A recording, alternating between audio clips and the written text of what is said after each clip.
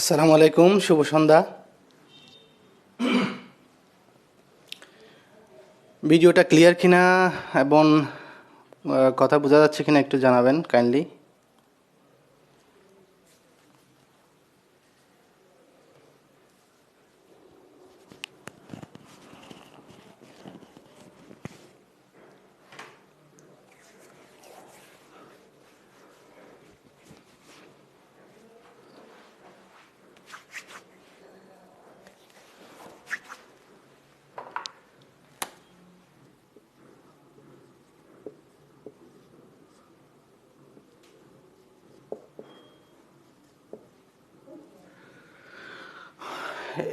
বাংলা সাহিত্যের দ্বিতীয় লাইভ ক্লাসে আপনাদেরকে স্বাগত জানাচ্ছি। আমি মোহাম্মদ ওমর ফারুক, এলএলবি এলএলএম চট্টগ্রাম বিশ্ববিদ্যালয় এবং অ্যাডভোকেট চট্টগ্রাম জাজ কোর্ট। গতকালকে আমরা বাংলা সাহিত্যের প্রথম ক্লাসটি করেছি, আজকে আমরা বাংলা সাহিত্যের দ্বিতীয় ক্লাসটি করব। আজকের ক্লাসে আমরা মূলত যেটা আলোচনা করব সেটা হচ্ছে 1900 সাল থেকে বর্তমান মানে আজকে পর্যন্ত যে সকল কবি সাহিত্যিকরা বাংলা সাহিত্যে এসেছেন, তাদের লেখা, তাদের বিভিন্ন কোটেশন, তাদের উপন্যাস, সাহিত্য, নাটক, যেগুলো গুরুত্বপূর্ণ পরীক্ষায় এসেছে এবং আপনাদের জন্য দরকারি, সে সম্পর্কে আপনাদের সাথে আজকে আমি আমার অভিজ্ঞতা শেয়ার করব। আপনারা আমাকে একটু কাইন্ডলি জানাবেন আমাকে দেখা যাচ্ছে কিনা এবং আমার কথাগুলো স্পষ্ট বোঝা যাচ্ছে কিনা। 1900 সাল থেকে বর্তমান পর্যন্ত যদি আমরা শুরু করি তাহলে 1900 সালের আগ থেকেই শুরু করব। 1899 সালে আমাদের জাতীয় কবি কাজী নজরুল ইসলামের জন্ম।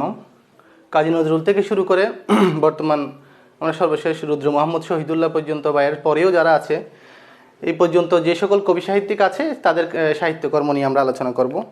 এবং আমি এর মাঝে মাঝে আমি দেখাতে চেষ্টা করব যে কোন কোন বিষয়গুলো, কোন কোন নাটক, উপন্যাস, কবিতা, কাব্যগ্রন্থ জুডিশিয়ারি এবং বিসিএসে এসেছে এবং বিভিন্ন প্রতিযোগিতামূলক পরীক্ষায় আসার সম্ভাবনা আছে এবং বিগত সালে বিভিন্ন প্রতিযোগিতামূলক পরীক্ষায় এসেছে।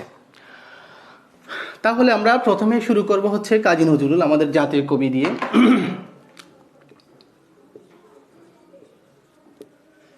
কাজী নজরুলের দিয়ে আমরা শুরু করব।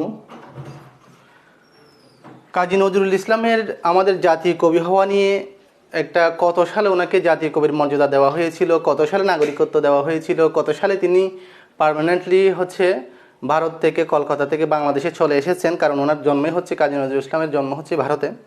এটা নিয়ে একটা কনফিউশন আছে, সেটা আগে একটু ক্লিয়ার করি। যেমন 1972 সালে এবং 1976 যখন তিনি মৃত্যুবরণ করেছেন। 1972 সালে কিন্তু কাজী নজরুল ইসলাম স্থায়ীভাবে বাংলাদেশে আসেন। প্লাস হচ্ছে কি ওনাকে জাতীয় কবির মর্যাদা দেওয়া হয়। এটা নিয়ে একটা কনফিউশন আছে যে কি ওনাকে কয় সালে হচ্ছে কি জাতীয় কবির মর্যাদা দেওয়া হয়েছিল। 1972 সালে কাজী নজরুল ইসলাম বাংলাদেশে স্থায়ীভাবে বাংলাদেশে ওনাকে আনা হয় এবং 1972 সালে কিন্তু ওনাকে জাতীয় কবির মর্যাদা দেওয়া হয়। আমরা জানি হচ্ছে কি কাজী নজরুল ইসলাম 1899 সাল থেকে 1976 সাল পর্যন্ত উনি জীবিত ছিলেন। তাহলে 1976 সালে যখন তিনি মারা গেছেন, মারা যাওয়ার পরেই কিন্তু কাজী নজরুল ইসলামকে আপনার নাগরিকত্ব দেওয়া হয়েছিল। এই বিষয়টা নিয়ে কিছুটা কনফিউশন আছে, এই জন্য আমি আপনাদের সাথে এটা শেয়ার করলাম। তাহলে কাজী নজরুল ইসলামকে স্থায়ীভাবে বাংলাদেশে আনা হয়েছে 1972 সালে এবং উনি হচ্ছে কি ওনাকে এনেই জাতীয় কবির মর্যাদা দেওয়া হয়েছিল। পরবর্তীতে যখন উনি 1976 সালে উনি মৃত্যুবরণ করেন, তখন কিন্তু ওনাকে নাগরিকত্ব দেওয়া হয়। এই বিষয় নিয়ে বিভিন্ন প্রতিযোগিতামূলক প্রশ্ন এসেছে, একটা কনফিউশন আছে, এই জন্য এটা শেয়ার করা। এরপরে ওনার সম্পর্কে যদি আমরা দুইটা সাল জানলাম, 1972, 1976। এরপরে 1917 সালে উনি হচ্ছে কি সেনাবাহিনীতে যোগ দিয়েছিলেন। সেনাবাহিনী যোগ দিয়ে উনি হচ্ছে দ্বিতীয় বিশ্বযুদ্ধে উনি অংশগ্রহণ করেছিলেন এবং উনি হচ্ছে কি 49 বেঙ্গল রেজিমেন্টে উনি করেছিলেন, যোগ দিয়েছিলেন, এইরকম কিছু প্রশ্ন আপনার আসার সম্ভাবনা আসে। তাহলে এই সকল তথ্য আমাদেরকে মনে রাখতে হবে। 1972, 1976, 1917 এগুলো মনে রাখতে হবে। এরপরে আমরা কাজী নজরুলের বিখ্যাত পত্রিকা কোন কোন পত্রিকার উনি সম্পাদক ছিলেন সে সম্পর্কে আমরা জানবো। উনি 3টি পত্রিকার সম্পাদক ছিলেন, নবযুগ, ধূমকেতু, নাঙ্গল, এই 3টে পত্রিকার। নবযুগ, ধূমকেতু এবং নাঙ্গল, এই 3টা পত্রিকায় কয়টা পত্রিকায় রিটেনে প্রশ্ন আসতে পারে কাজী নজরুল মোট কয়টি পত্রিকার সম্পাদনা করেছেন বা সম্পাদনার সাথে যুক্ত ছিলেন, সম্পাদক ছিলেন? তাহলে নবযুগ, ধূমকেতু এবং হচ্ছে কি নাঙ্গল, এই 3টি পত্রিকার উনি সম্পাদক ছিলেন। কোন পত্রিকা কয় সালে কত সালে প্রকাশিত হয়েছে এরকম প্রশ্ন আসতে পারে। তাহলে আমি সিকোয়েন্স লিখেছি। 1920 সালে কিন্তু নাঙ্গল, ধূমকেতু হচ্ছে কি 1922 সালে, এটা একটি পপুলার পত্রিকা ধূমকেতু, এবং নাঙ্গল হচ্ছে কি 1925 সালে। যে প্রশ্নটা হচ্ছে আপনার বিসিএসে একবার আসছে এবং বিভিন্ন প্রতিযোগিতামূলক পরীক্ষায় আসছে, সেটা হচ্ছে কি কাজী নজরুল ইসলাম একে ফজলুল হক এর সাথে এবং মুজাফফর আহমদের সাথে কোন পত্রিকাটি সম্পাদন করেছিলেন? এটা হচ্ছে কি নবযুগ, এবং একে নবযুগের হচ্ছে আপনার প্রথম সম্পাদক ছিলেন কি একে ফজলুল হক এবং হচ্ছে কি মুজাফফর আহমেদ। এই দুইটা তথ্য মনে রাখবেন। ফজলুল হক এবং মুজাফফর আহমদের সাথে উনি নবযুগ পত্রিকাটির সম্পাদনা করেছিলেন। এছাড়া কাজী নজরুল ইসলামের এই 3টা পত্রিকা মনে রাখবেন। এছাড়া কাজী নজরুল ইসলামের হচ্ছে ধূমকেতু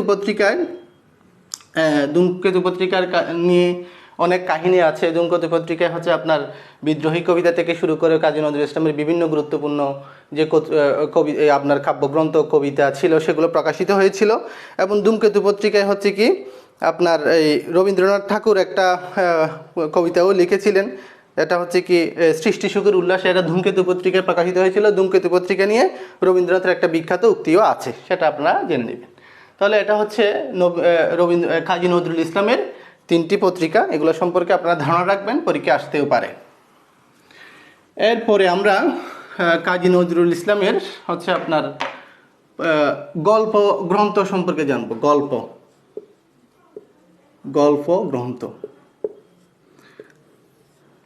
আমরা কাজী নজরুল ইসলামের গল্প গ্রন্থের মধ্যে গুরুত্বপূর্ণ যেগুলো আছে, যেমন ব্যথার দান, রিক্তের বেদন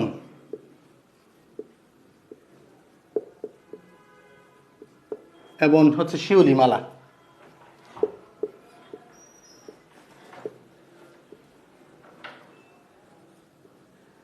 এগুলো কিন্তু গল্প গ্রন্থ, অনেকগুলো গল্পকে একসাথে করা হয়েছে এই বইয়ের মাধ্যমে গল্প গ্রন্থ, এই জন্য বলা হয় এগুলোকে গল্প গ্রন্থ। এই রিক্তের বেদন গল্প গ্রন্থের একটি উল্লেখযোগ্য গল্প হচ্ছে কি আপনার বাহুন্ডেলের আত্মকাহিনী।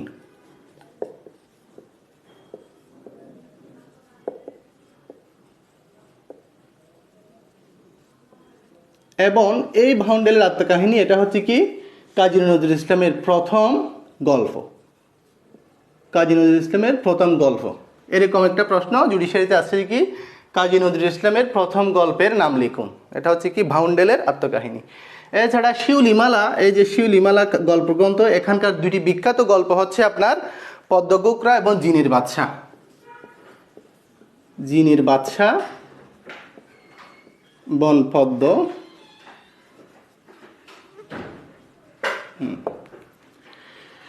এই 3টা হচ্ছে আপনার কাজী নজরুল ইসলামের গল্পগ্রন্থ। ব্যথার দান, রিক্তের বেদন, শিউলিমালা। যেটা বললাম হচ্ছে কি রিক্তের বেদন গল্পগ্রন্থের একটি বিখ্যাত গল্প হচ্ছে কি বাহুন্ডেলের আত্মকাহিনী, এবং এই বাহুন্ডেলের আত্মকাহিনী এটাই হচ্ছে কি কাজী নজরুল ইসলামের প্রথম গল্প। এই গল্পের অনেকগুলো গল্প আছে, গল্পগ্রন্থ যেহেতু অনেকগুলো গল্প আছে, এটার প্রথম। এবং কাজী নজরুল ইসলামের প্রথম গল্প হচ্ছে কি বাহুন্ডেলের আত্মকাহিনী। এগুলো হচ্ছে কি আমরা গল্প সম্পর্কে জানলাম। এখন আমরা হচ্ছে প্রবন্ধ গ্রন্থ সম্পর্কে জানব।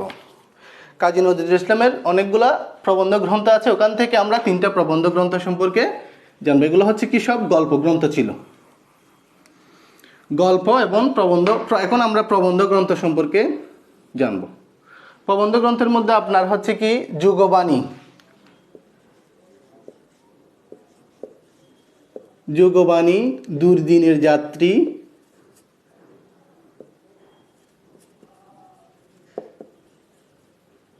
রাজবন্দির জবানবন্দি।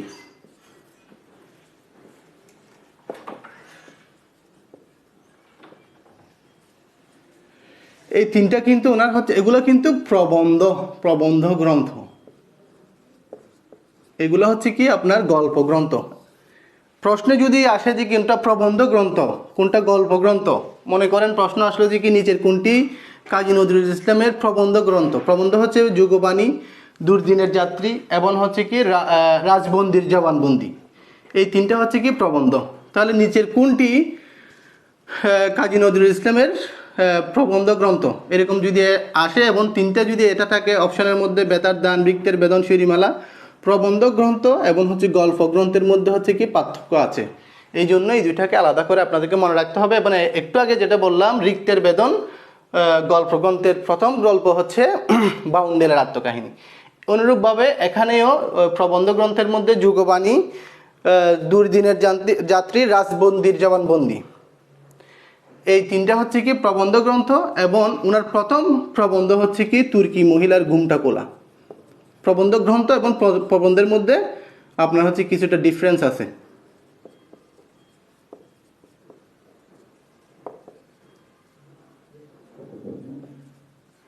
এটা হচ্ছে কি ওনার প্রথম প্রবন্ধ, তুর্কি মহিলার ঘুমটা কোলা।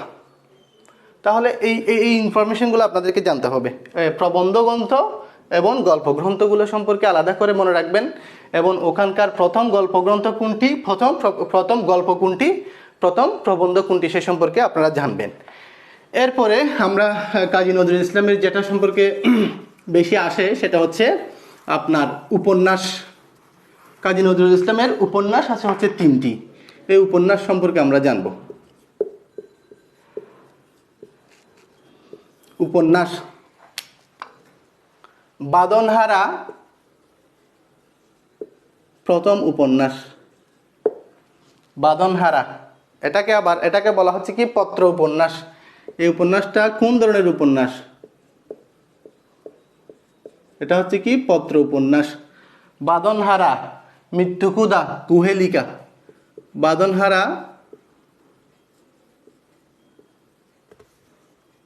মৃত্যুকুদা এবং হচ্ছে কি কুহেলিকা। এই তিনটাই হচ্ছে কাজী নজরুলের উপন্যাস। বাদনহারা, মৃত্যুকুদা, কুহেলিকা, এই তিনটা উপন্যাস সম্পর্কে আপনারা মনে রাখবেন। এবং রিটেন পরীক্ষায় কিন্তু এরকম প্রশ্ন আসতেও পারে। আপনার হচ্ছে কি কাজী নজরুল ইসলামের দুইটি উপন্যাসের নাম লিখুন, অথবা হচ্ছে আপনার রবীন্দ্রনাথ ঠাকুরের দুইটি রাজনৈতিক উপন্যাস বা সামাজিক উপন্যাস। এই জন্য আপনাদেরকে একটু খুঁটিনাটি পড়তে হবে। বই থেকে কিন্তু পাশাপাশি ব্র্যাকেটে লেখা থাকে যে কি কোনটা কোন ধরনের উপন্যাস। কাজী নজরুল ইসলামের 3টি উপন্যাস আছে এবং হচ্ছে কি রবীন্দ্রনাথ ঠাকুরের 12টি বা 13টি উপন্যাস আছে। কারণ একটাকে উপন্যাস হিসেবে গণনা করা হয় কিনা এরকম একটা দ্বন্দ্ব আছে। রৌদ্রচন্দ্র তার এই জন্য হচ্ছে কি কোনটা কোন ধরনের উপন্যাস সেটা মনে রাখবেন। এটা হচ্ছে একটা বাদনহারা হচ্ছে একটি পত্র উপন্যাস, এটা মনে রাখবেন। এবং মৃত্যুকুদা উপন্যাসে ময়মনসিংহ এলাকার কাহিনী বর্ণনা আছে মৃত্যুকুদা উপন্যাসে। এই ইনফরমেশনটাও জানা দরকার আছে, কারণ এরকম যদি প্রশ্ন হয় কাজী নজরুল ইসলামের কোন উপন্যাসে আপনার হচ্ছে কি ময়মনসিংহ এলাকার কাহিনী বর্ণিত আছে। যেমন 15তম জুডিশিয়ারিতে একটা প্রশ্ন ছিল সৈয়দ ওয়ালিউল্লাহ লাল সালু উপন্যাসটিতে কোন এলাকার বা কোন অঞ্চলের কাহিনী বর্ণিত আছে। এটাও কিন্তু আপনার ময়মনসিংহ নোয়াখালী অঞ্চলের কাহিনী বর্ণিত আছে লাল সালু উপন্যাসে। তাহলে আমরা এখন দেখলাম হচ্ছে কি কাজী নজরুল ইসলামের উপন্যাস দেখলাম, প্রবন্ধ দেখলাম এবং হচ্ছে কি গল্পগ্রন্থ দেখলাম। এরপরে মোস্ট ইম্পর্টেন্টলি যেটা আছে সেটা হচ্ছে কি নাটক। কাজী নজরুলের নাটক। নাটকের মধ্যে আছে আপনার ঝিলিমিলি, আলিয়া, মধুমালা। মধুমালাটা আগে লিখি। এই মধুমালা নাটকটা আবার একই নামের একটা নাটক আছে হচ্ছে আপনার জসিমউদ্দিনের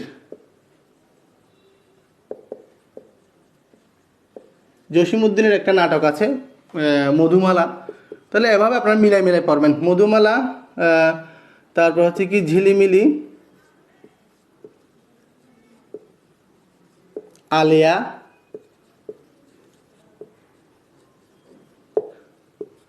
মধুমালা ঝিলিমিলি, আলেয়া পুতুলের বিয়ে।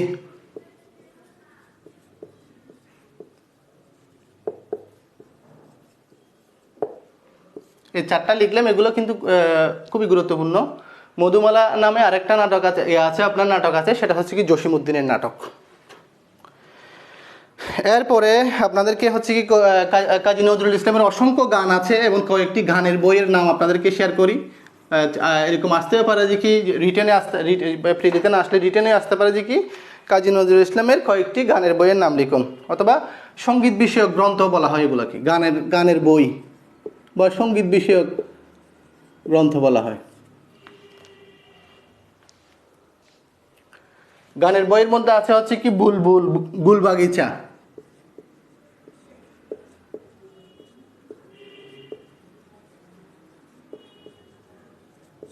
গুলবাগিচা, বুলবুল, এরকম আরও ওনার কয়েকটা বই আছে গুরুত্বপূর্ণ। এরপর রাঙ্গা জবা, গানের মালা,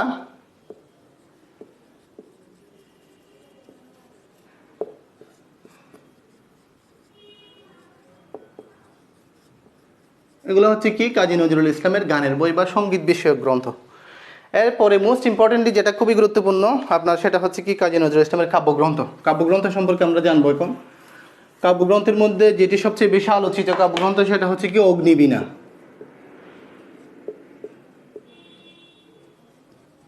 অগ্নিবীণা, এটার প্রকাশকাল হচ্ছে কি 1922 সালে। অগ্নিবীণা কাব্যটি, এই কাব্যগ্রন্থটি এটা কি বাজেয়াপ্ত হয়েছিল সে নিয়ে কিন্তু অনেকেই কনফিউশন আছে। অগ্নিবীণা কাব্যগ্রন্থটি কখনোই বাজেয়াপ্ত হয় নাই। এটার 12টি এই কাব্যগ্রন্থে 12টি কবিতা আছে। প্রথম কবিতা হচ্ছে আপনার প্রলয় উল্লাস, বিদ্রোহী। দ্বিতীয় কবিতা হচ্ছে বিদ্রোহী। এই বিদ্রোহী কবিতাটাই কিন্তু বাজেয়াপ্ত হয়েছিল। এবং আপনারা এরকম একটা প্রশ্ন, জুডিশিয়ারি প্রশ্ন দেখলে, লিখিত প্রশ্ন দেখলে বুঝতে পারবেন যে কি কাজী নজরুল ইসলামের বাজেয়াপ্ত হয়েছিল সরকার কর্তৃক এরকম যে কোনো 3টি রচনার নাম লিখুন। এরকম যদি প্রশ্ন আসে সেক্ষেত্রে আপনাকে দেখতে হবে কোন কোন বিষয়কে, যেমন যুগবাণী, একটু আগে যেটা আমরা পড়ে আসছি প্রবন্ধগ্রন্থ, যুগবাণীটা কিন্তু বাজেয়াপ্ত হয়েছিল।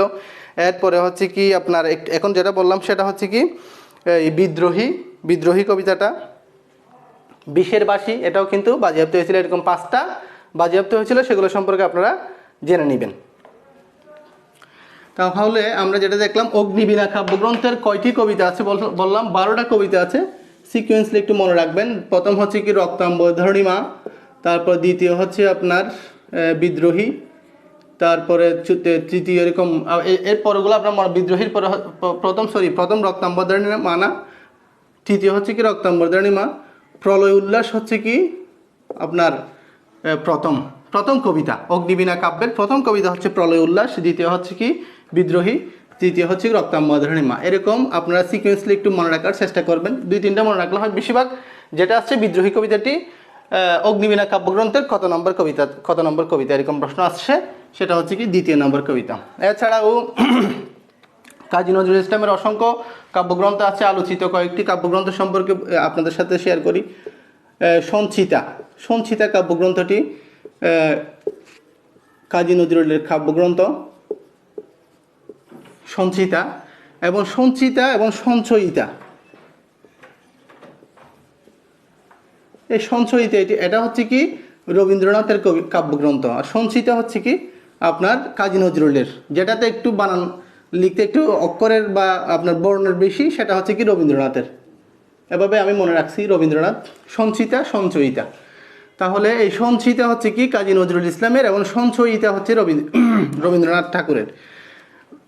এটা সঞ্চিতা কাব্যগ্রন্থটি কাজী নজরুল রবীন্দ্রনাথকে উৎসর্গ করেছিলেন। এবং রবীন্দ্রনাথ হচ্ছে কি বসন্ত নাটকটি রবীন্দ্রনাথ কাজী নজরুলকে উৎসর্গ করেছিলেন। এটুকু ইনফরমেশন আপনাদের জানতে হবে। এরপরে আপনার অগ্নিবীণা জানলাম, সঞ্চিতা সম্পর্কে জানলাম, মরুভাস্কর, চিত্তনামা, এই 2টা কাব্যগ্রন্থ সম্পর্কে জানতে হবে। মরুভাস্কর এবং হচ্ছে কি আপনার চিত্তনামা।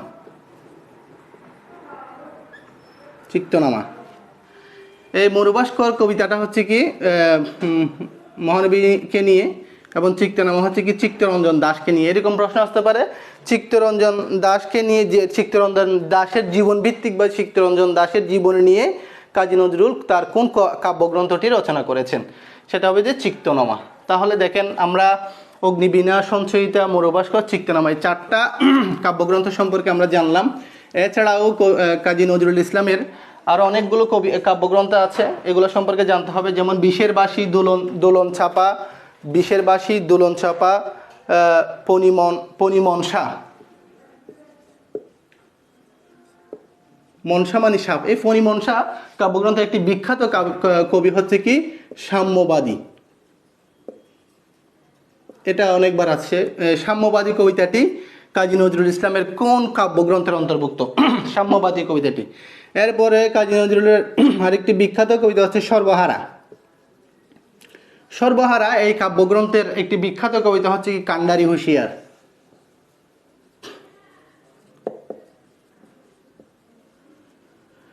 তাহলে এরকম বিখ্যাত কবিতাগুলো আপনার কাজী নজরুল ইসলামের বিখ্যাত কবিতাগুলো কোন কাব্যগ্রন্থের অন্তর্ভুক্ত সেটা আপনাকে জানতে হবে। যেমন দরিদ্র কবিতাটি সিন্ধু হিন্দুল।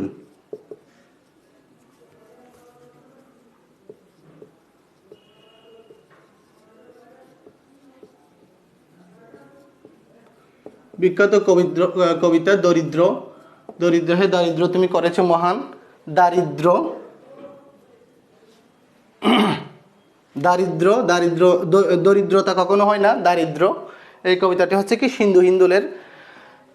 এরপরে ওনার আরও অনেকগুলো কবিতা আছে। এই গুরুত্বপূর্ণ কবিতাগুলো যদি আমি বলি, যেমন বিষের বাঁশি, সন্ধ্যা, সন্ধ্যা একটা কবিতা আছে সন্ধ্যা। তারপর হচ্ছে কি বিষের বাঁশি, সন্ধ্যা, বিষের বাঁশি, চক্রবাক, প্রলয়শিকা।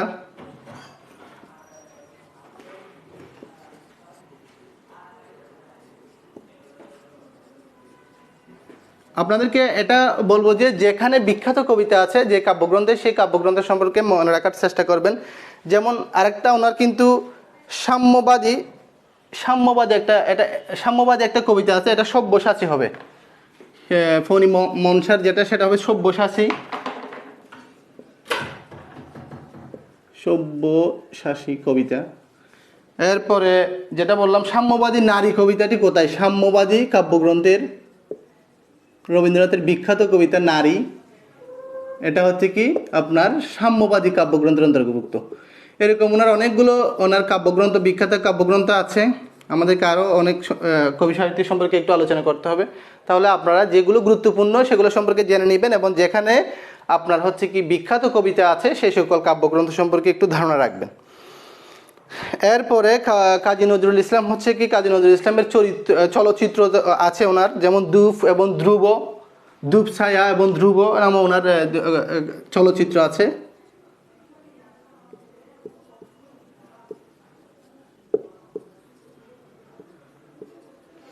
এই চলচ্চিত্র কোন কোন চলচ্চিত্র উনি লিখেছেন বা অভিনয় করেছেন? ধ্রুব অভিনীত চরিত্র, নজরুল অভিনীত চরিত্র হচ্ছে কি ধ্রুব, এবং হচ্ছে কি দুপ ছায়া হচ্ছে কি ওনার একটা চলচ্চিত্র। এগুলো সম্পর্কে আপনারা একটু জেনে নেবেন, মানে চলচ্চিত্র, কাব্যগ্রন্থ, কোন কাব্যগ্রন্থে কোন বিখ্যাত কবিতা আছে সেগুলো সম্পর্কে একটু জেনে নেবেন। এটুকুই হচ্ছে মূলত কাজী নজরুল সম্পর্কে আলোচনা। এরপর আমরা পরবর্তী সাহিত্যিক হচ্ছে ওনার সম্পর্কে আলোচনা করব। পরবর্তী সাহিত্যিক হচ্ছে জসিমউদ্দিন সম্পর্কে আমরা আলোচনা করব। জসিমউদ্দিন।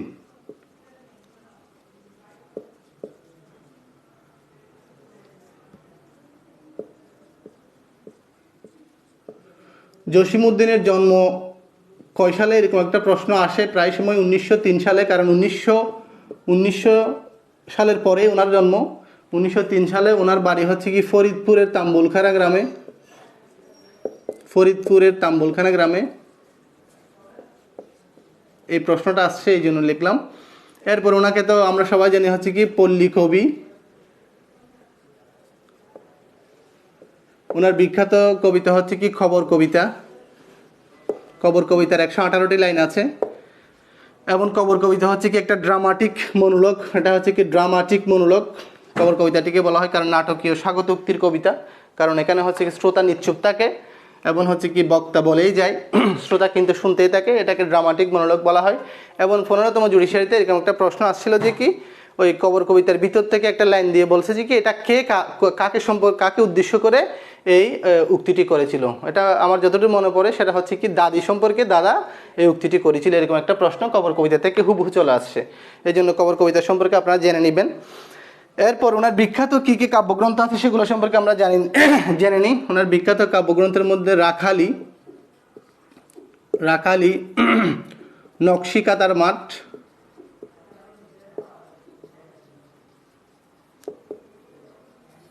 সুজন বাদিয়ার ঘাট,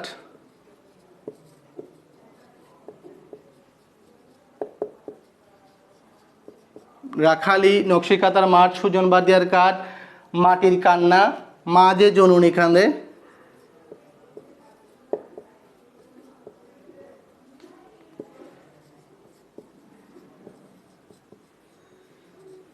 মা যে জননী কাঁদে, এটা কিন্তু বিসিএসে আসছে। মা যে জননী কাঁদে এটি কার কাব্যগ্রন্থ?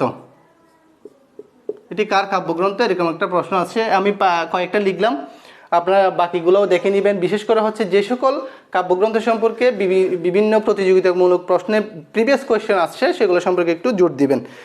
এছাড়াও বালুচর ধানক্ষেত ওনার বিখ্যাত কাব্যগ্রন্থ,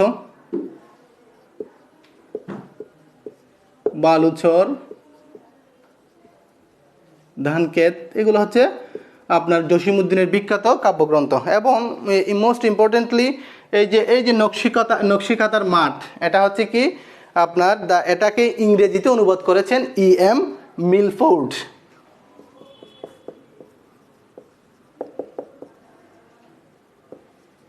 এটা কিন্তু একটা পরীক্ষা আসছে। E.M. মিলফোর্ড এটা খেয়ে অনুবাদ করেছে নকশিকাতার মাঠ, এই কাব্যগ্রন্থটিকে ইংরেজি অনুবাদ করেছেন এবং নাম দিয়েছেন হচ্ছে কি field of the embroidery quilt. Field of the embroidery quilt, এটা হচ্ছে E.M. মিলফোর্ড, এটা অনুবাদ করেছেন। এছাড়া ওনার রূপবতী নামে একটা কি আছে ওনার কাব্যগ্রন্থ আছে। তাহলে আমরা যদি একটু রিভিশন দিই জসিমউদ্দিন সম্পর্কে। 1903 সালে ওনার জন্ম, ফরিদপুরের জন্ম, তাম্বুলখানা গ্রামে, পল্লী কবি বলা হয় ওনাকে। কবর কবিতার 118টি লাইন আছে এবং হচ্ছে ওনার বিখ্যাত কাব্যগ্রন্থ হচ্ছে কি নকশিকাতার মাঠ, এটা হচ্ছে E.M. মিলফোর্ড, এটাকে the field of embroidery quilt নামক এটাকে অনুবাদ করেছেন। নকশিকাতার মাঠ ইংরেজিতে অনুদিত। এরপরে ওনার বিখ্যাত কাব্যগ্রন্থের মধ্যে বালুচর, ধানক্ষেত, রাখালি, নকশিকাতার মাঠ, সুজন বাদিয়ার ঘাট, মাটির কান্না, মা যে জননী কাঁদে, এরকম ওনার অসংখ্য কাব্যগ্রন্থ আছে। এর মধ্যে থেকে এগুলো খুবই গুরুত্বপূর্ণ, এগুলো সম্পর্কে আপনারা জেনে নেবেন। তাহলে এগুলো হচ্ছে কি জসিমউদ্দিনের কাব্যগ্রন্থ। এরপরে একটু আগেই বলেছি জসিমউদ্দিনের মধুমালা হচ্ছে জসিমউদ্দিনের নাটক, যেটা যে একই নামে কাজী নজরুল ইসলামের একটি নাটক আছে। এখন জসিমউদ্দিনের নাটকগুলো সম্পর্কে আমরা যদি জানি তাহলে হচ্ছে কি বেদের মেয়ে, মধুমালা আগে বলেছি, মধুমালা, বেদের মেয়ে, মধুমালা, পদ্মপার, পল্লীবধূ,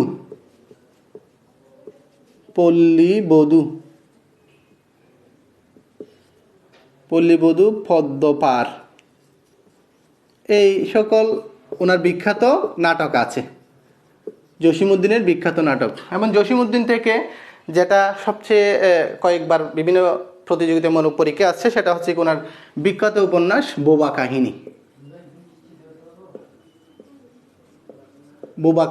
জসিমউদ্দিনের বিখ্যাত উপন্যাস বোবা কাহিনী। এছাড়া জসিমউদ্দিন থেকে আপনার ভ্রমণ কাহিনী সম্পর্কিত প্রশ্ন আছে, যেটা আপনাদের সাথে একটু শেয়ার করি। ভ্রমণ কাহিনী চলে মুসাফির, ভ্রমণ কাহিনী, এগুলা আপনারা ধারণা রাখবেন। চলে মুসাফির ভ্রমণ কাহিনী, যে দেশে মানুষ বড় হলদেপরির দেশে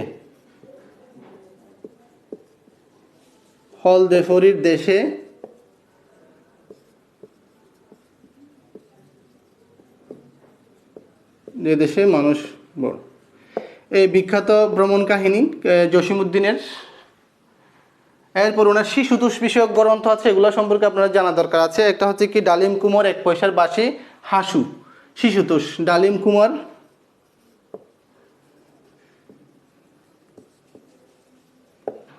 এক পয়সার বাঁশি এবং হচ্ছে কি হাসু, এগুলো হচ্ছে কি ওনার শিশুতোষ গ্রন্থ, শিশুতোষ প্রবন্ধ। এরপরে ওনারও কিন্তু জসীমউদ্দীনের কিন্তু আপনার গানের কবিতা, গানের বই আছে, যেটা আমরা কাজী নজরুল সম্পর্কেও জেনেছি। গানের বইয়ের মধ্যে হচ্ছে কি ওনার জারি গান নামক একটা গানের বই আছে। জারি গান, জারি গান কোন অঞ্চলের গান একটু বলেন, সাধারণ জ্ঞান যদি জানেন একটু দখল থাকে একটু বলেন, কমেন্টে জানান যদি পারেন। জারি গান। এরপরে হচ্ছে কি রঙ্গিলা নায়ের মাঝি, রঙ্গিলা নায়ের মাঝি, রঙ্গিলা নায়ের মাঝি, রঙ্গিলা নায়ের মাঝি, জারি গান, রঙ্গিলা নায়ের মাঝি এবং হচ্ছে পদ্মের পার, গাঙ্গের পার হবে যে পদ্মের না, গাঙ্গের পার। এইগুলো হচ্ছে কি জসীমউদ্দীনের হচ্ছে কি আপনার গানের বই বা আপনার সঙ্গীত বিষয়ক গ্রন্থ। তাহলে জসীমউদ্দীন সম্পর্কে এটুকুই জানলে হয়। বিশেষ করে জসীমউদ্দীন হচ্ছে কি আপনার পল্লী কবি, যেমন বালুচর, ধানক্ষেত এই জাতীয় যদি কোনো কাব্যগ্রন্থ আসে সেটা আপনার জসীমউদ্দীনের সাথে আগে রিলেট করে দেখবেন, যদি জসীমউদ্দীনের সাথে মিলে যায় তাহলে ওইটাই উত্তর করবেন। এরপর সৈয়দ মুজতবা আলী সম্পর্কে জানবো।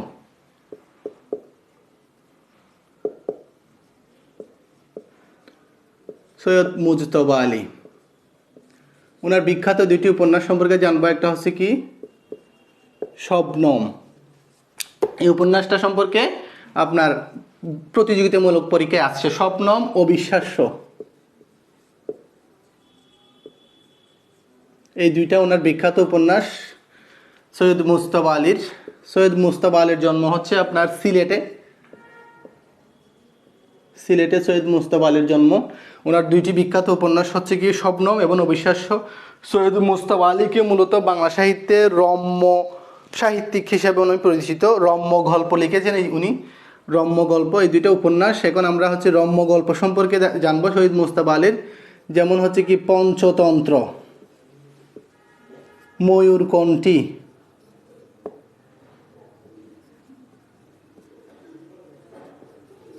পঞ্চতন্ত্র, ময়ূরকণ্ঠী, চাচা কাহিনী, টুনি ম্যাম, চাচা কাহিনী, টুনি ম্যাম, এইগুলো হচ্ছে কি সৈয়দ মুজতবা আলীর রম্য গ্রন্থ। সৈয়দ মুজতবা আলীকে বাংলা সাহিত্যে আপনার রম্য সাহিত্যিক হিসেবে পরিচিত সৈয়দ মুজতবা আলী। সৈয়দ মুজতবা আলীর বিখ্যাত রম্য গ্রন্থের মধ্যে আছে হচ্ছে কি পঞ্চতন্ত্র, ময়ূরকণ্ঠী, চাচা কাহিনী এবং হচ্ছে টুনি ম্যাম। সৈয়দ মুজতবা আলীর দুটি বিখ্যাত উপন্যাস হচ্ছে কি শবনম এবং অবিশ্বাস্য। সৈয়দ মুজতবা আলীর যে ভ্রমণ কাহিনীটা সবচেয়ে আলোচিত সেটা হচ্ছে দেশে বিদেশে, দেশে দেশে বিদেশে। ওনার সৈয়দ মুজতবা আলীর বিখ্যাত হচ্ছে ভ্রমণ কাহিনী দেশে বিদেশে। এখানে হচ্ছে কাবুল শহরের কাহিনী বর্ণিত আছে। কাবুল শহরের, কাবুল শহরটি কোথায় একটু বলেন কমেন্টে যদি পারেন, কাবুল শহর কোথায় একটু বলেন। দেশে বিদেশে হচ্ছে কি সৈয়দ মুজতবা আলীর বিখ্যাত আপনার ভ্রমণ কাহিনী। ওই সৈয়দ মুজতবা আলী সম্পর্কে আমরা আর একটু রিভিশন দিই তাহলে। সৈয়দ মুজতবা আলীর বিখ্যাত উপন্যাস হচ্ছে শবনম এবং অবিশ্বাস্য। সৈয়দ মুজতবা আলী বাংলা সাহিত্যে হচ্ছে আপনার রম্য গল্প গ্রন্থ লেখক হিসেবে পরিচিত। ওনার বিখ্যাত রম্য গ্রন্থের মধ্যে অন্তর্ভুক্ত আছে পঞ্চতন্ত্র, ময়ূরকণ্ঠী, চাচা কাহিনী, টুনি ম্যাম। চাচা কাহিনী পড়ার সাথে সাথে আমরা বোবা কাহিনী সম্পর্কে একটু জেনে নিই। বোবা কাহিনী একটু আগে পড়েছি। বোবা কাহিনী হচ্ছে কি জসীমউদ্দীনের একমাত্র উপন্যাস, জসীমউদ্দীনের একমাত্র আলোচিত উপন্যাস বোবা কাহিনী। চাচা কাহিনী এবং বোবা কাহিনী, এই হচ্ছে কি সৈয়দ মুজতবা আলী। সৈয়দ মুজতবা আলী সম্পর্কে আমরা এতটুকুই জানলাম। এরপর আমরা সৈয়দ মুজতবা আলীর পর বুদ্ধদেব বসু সম্পর্কে জানবো। বুদ্ধদেব বসুর বাড়ি হচ্ছে কুমিল্লায়। বুদ্ধদেব বসু, বুদ্ধদেব বসু ওনার বাড়ি হচ্ছে কি কুমিল্লা। উনি হচ্ছে 30-এর দশকের কবি, 30-এর দশকের কবি বলা হয় ওনাকে। আধুনিক যে 5 জন কবির মাধ্যমে আধুনিক কবিতার সৃষ্টি হয়েছিল বাংলা সাহিত্যে, এর মধ্যে একজন অন্যতম কবি হচ্ছে কি এই বুদ্ধদেব বসু। ওনার বাড়ি বললাম যে কুমিল্লা। সব্যসাচী লেখক হিসেবে পরিচিত। বুদ্ধদেব বসু হচ্ছে কি সব্যসাচী লেখক হিসেবে পরিচিত বুদ্ধদেব বসু। ওনার বাড়ি হচ্ছে কি কুমিল্লায়। ওনার বিখ্যাত কাব্যগ্রন্থ হচ্ছে বন্দির বন্দনা, অনেকবার আসছে বন্দির বন্দনা, বন্দির বন্দনা বিখ্যাত কাব্যগ্রন্থ। বুদ্ধদেব বসুর বিখ্যাত কাব্যগ্রন্থ, উনি হচ্ছে কি কবি যার মাধ্যমে আধুনিক কবিতার সৃষ্টি হয়েছিল, যে 5 জন, তাদেরকে পঞ্চপাণ্ডব বলা হয়। 30-এর দশকের কবিও বলা হয় এদেরকে, আবার হচ্ছে পঞ্চপাণ্ডবও বলা হয়। 30-এর দশকের কবি, পঞ্চপাণ্ডবের কবি, সব্যসাচী লেখক, কুমিল্লার জন্য। বুদ্ধদেব বসু হচ্ছে ওনার বিখ্যাত কবিতা খঙ্কাবতী, আরেকটা বিখ্যাত কাব্যগ্রন্থ বুদ্ধদেব বসুর।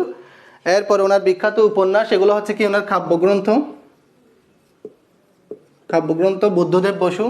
ওনার বিখ্যাত উপন্যাসগুলো সম্পর্কে যদি আমরা বলি তাহলে নির্জন স্বাক্ষর, জঙ্গম নামক একটা বিখ্যাত উপন্যাস ওনার আছে, নির্জন স্বাক্ষর, নির্জন স্বাক্ষর বিখ্যাত উপন্যাস। এবং তিথিডুর নামক একটা, এগুলো মনে রাখতে হবে, বারবার পড়ার মাধ্যমে মনে রাখতে হবে।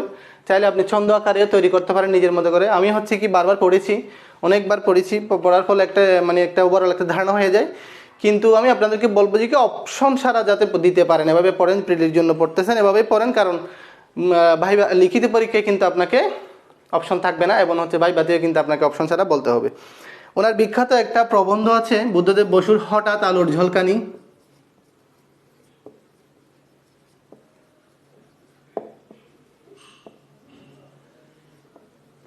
বুদ্ধদেব বসুর বিখ্যাত প্রবন্ধ হঠাৎ আলোর ঝলকানি। এই হচ্ছে বুদ্ধদেব বসু। বুদ্ধদেব বসু সম্পর্কে আরেকটু বলি। বুদ্ধদেব বসু হচ্ছে 30-এর দশকের কবি, পঞ্চপাণ্ডবের একজন হচ্ছে কি বুদ্ধদেব বসু, এবং ওনাকে বলা হয় সব্যসাচী লেখক।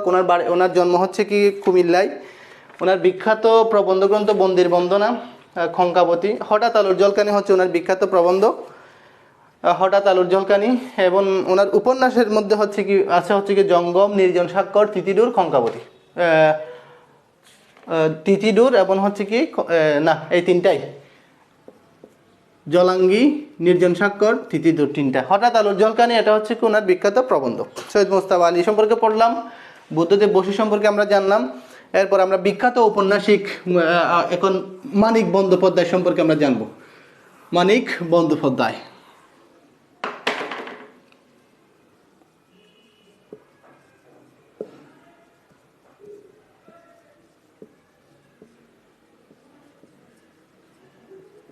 মানিক বন্দ্যোপাধ্যায়ের বাড়ি হচ্ছে কি বিহারে, উনি কলকাতার বিহারে ওনার জন্ম।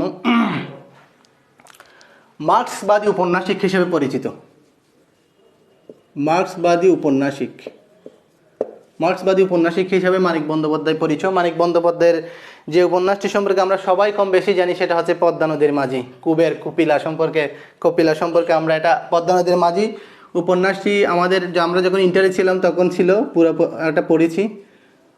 পদ্মা নদীর মাঝি মানিক বন্দ্যোপাধ্যায়ের বিখ্যাত উপন্যাস। এছাড়া জননী নামক একটা উপন্যাস ওনার আছে, জননী। পুতুল নাচের ইতিকথা,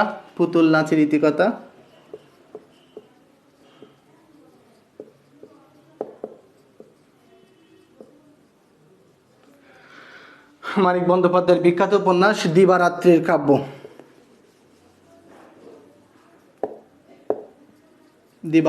কাব্য, এগুলো হচ্ছে মানিক বন্দ্যোপাধ্যায়ের বিখ্যাত উপন্যাস। মার্ক্সবাদী লেখক, বিহারে জন্ম, এবং পদ্মা নদীর মাঝির বিখ্যাত চরিত্রকে, এরকম প্রশ্ন আসতে পারে।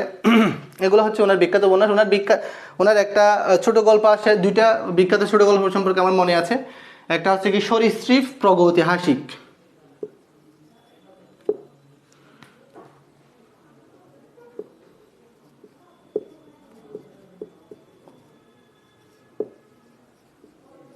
এই দুইটা বিখ্যাত ওনার হচ্ছে গল্প।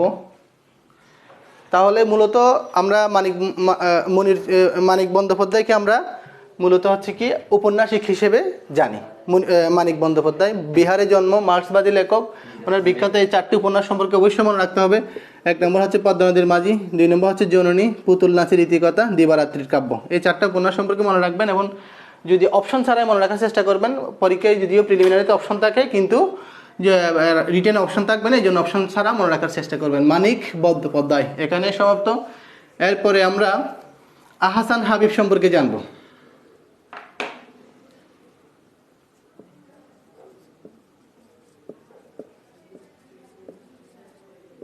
ফিরোজপুরে জন্ম।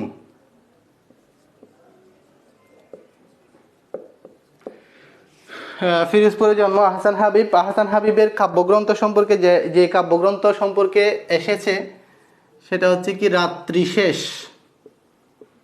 রাত্রিশেষ সারা দুপুর গুরুত্বপূর্ণ কাব্যগ্রন্থ। আশায় বসতি, রাত্রিশেষ সারা দুপুর, আশায় বসতি, ছায়া হরিণ, মেঘ বলে চৈত্র যাব।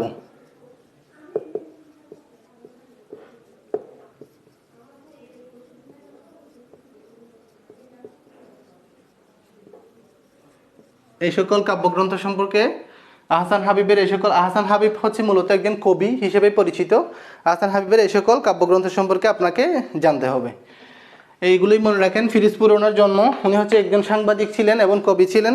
নিচের কোন ব্যক্তি সাংবাদিক এবং কবি ছিলেন, এরকম প্রশ্ন আসলে যদি এর মধ্যে আহসান হাবিব ছাড়া অন্য কেউ না থাকে তাহলে আহসান হাবিবকে দেখাতে হবে। আহসান হাবিব সম্পর্কে এতটুকু, এই কাব্যগ্রন্থগুলো সম্পর্কে আহসান হাবিবের মনে রাখেন। এরপর আমরা সুফিয়া কামাল সম্পর্কে জানবো। ঢাকা বিশ্ববিদ্যালয়ে একটা হল আছে সুফিয়া কামাল হল, যেটা হচ্ছে কি আপনার জুডিশিয়াল সার্ভিস কমিশনের যে ভবন যেটাতে আমাদের ভাইবা হয়, এটার পাশেই কিন্তু সুফিয়া কামাল হল। সুফিয়া কামাল, এই সুফিয়া কামাল সম্পর্কে আমরা পড়ব। বরিশালে জন্ম। জননী সাহসিকা। জননী ওনার ছদ্মনাম জননী সাহসিকা। ওনার বাড়ি হচ্ছে কি বরিশালে ওনার জন্ম। ওনার কাব্যগ্রন্থের মধ্যে যদি আমি বলি, কাব্যগ্রন্থ হচ্ছে কি সাজের মায়া, মায়া কাজল। সাজের মায়া,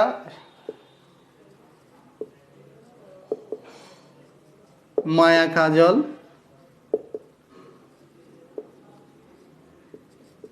উদ্ধাত্ত পৃথিবী, বিখ্যাত ওনার কাব্যগ্রন্থ। এগুলো সম্পর্কে মনে রাখবেন। এছাড়াও অভিযাত্রিক নামক একটা ওনার কাব্যগ্রন্থ আছে। অভিযাত্রিক কাব্যগ্রন্থ সুফিয়া কামালের বিখ্যাত যে প্রবন্ধী সম্পর্কে বেশি আলোচিত হয়, ৭১-এর ডায়েরি।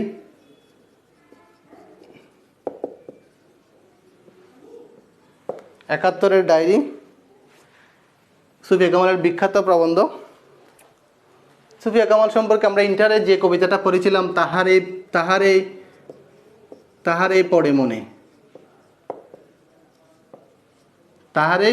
ওনার বিখ্যাত কবিতা ইন্টারে আছে, এখন আছে কিনা জানি না। আমরা যখন ইন্টারে ছিলাম তখন এটা পড়েছি।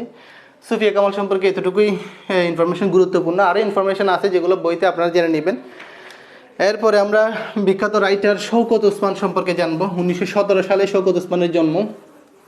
শওকত ওসমান সম্পর্কে আমি প্রথম ক্লাসে বলেছিলাম, ওনার বিখ্যাত, উনি হচ্ছে কি মুক্তিযুদ্ধ সম্পর্কে অনেক লিখেছেন। যেমন ওনার বিখ্যাত মুক্তিযুদ্ধ ভিত্তিক হচ্ছে উপন্যাস হচ্ছে জাহান্নাম থেকে বিদায়, নেকেড়ে অরণ্য, দুই সৈনিক, জলাঙ্গি। এই চারটা উপন্যাস হচ্ছে ওনার মুক্তিযুদ্ধ ভিত্তিক উপন্যাস। শওকত ওসমান।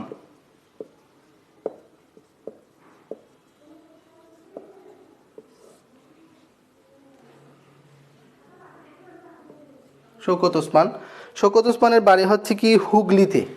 1917 সালে, একটু আগে বলেছিলাম 1917 সালে ওনার জন্ম।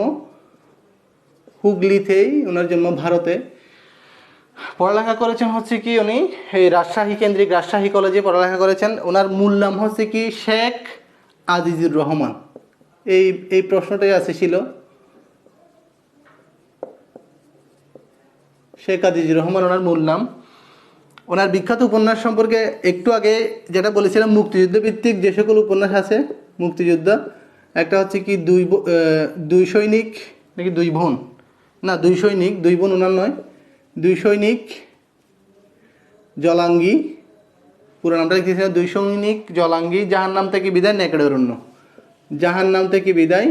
নেকড়ে অরণ্য। এইগুলো হচ্ছে ওনার মুক্তিযুদ্ধভিত্তিক, এগুলো আগে পড়াইছি বলেছি, এই জন্য আর লিখতেছি না। মুক্তিযুদ্ধভিত্তিক ওনার উপন্যাস। এছাড়াও ওনার যে সকল উপন্যাস আলোচিত আছে এর মধ্যে জননী, শওকত ওসমানের বিখ্যাত উপন্যাস জননী। এর চেয়ে বেশি বিখ্যাত উপন্যাস হচ্ছে কি কৃতদাসের হাসি। কৃতদাসের হাসি এটা হচ্ছে রূপক উপন্যাস। কৃতদাসের হাসি এটা কিন্তু আদমজী পুরস্কার প্রাপ্ত। তাহলে এরকম প্রশ্ন আসতে পারে, শওকত ওসমানের নিচের কোন উপন্যাসটি আদমজী পুরস্কার প্রাপ্ত? শওকত ওসমানের অনেকগুলো উপন্যাস আছে, এর মধ্যে বিখ্যাত উপন্যাস হচ্ছে কি জননী, কৃতদাসের হাসি, বনি আদম, রাজা উপখ্যান।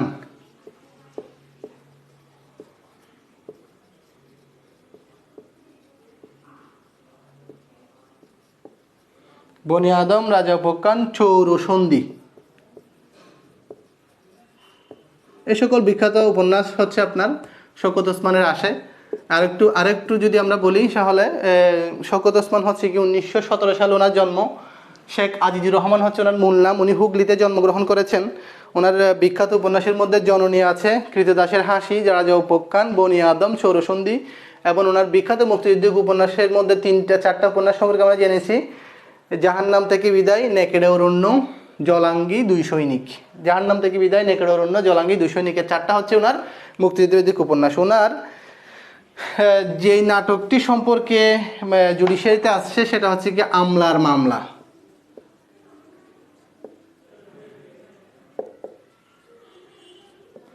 আমলার মামলা নাটকটি কার? শওকত ওসমানের। আমলার মামলা, তস্কর ও লস্কর,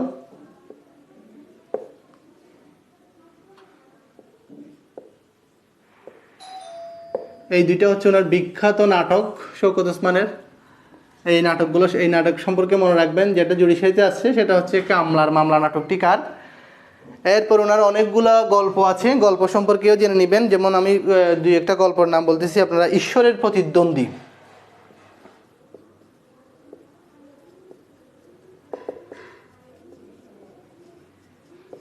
ঈশ্বরের প্রতিদ্বন্দ্বী, এই গল্পটি হচ্ছে কি শওকত ওসমানের।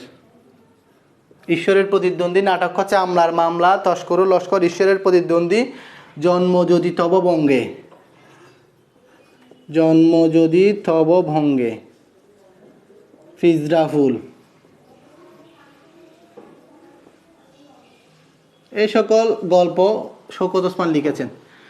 তাহলে শওকত ওসমানের বিখ্যাত উপন্যাসের মধ্যে জননী, কৃতদাসের হাসি যেটা আদমজী পুরস্কার প্রাপ্ত, বনি আদম, রাজা উপখ্যান, চৌরসন্ধি, মুক্তিযুদ্ধভিত্তিক 4টি উপন্যাস বলেছি। একটা হচ্ছে কি দুই সৈনিক, জলাঙ্গি, নেকেড়ে অরণ্য, জাহান্নাম থেকে বিদায়।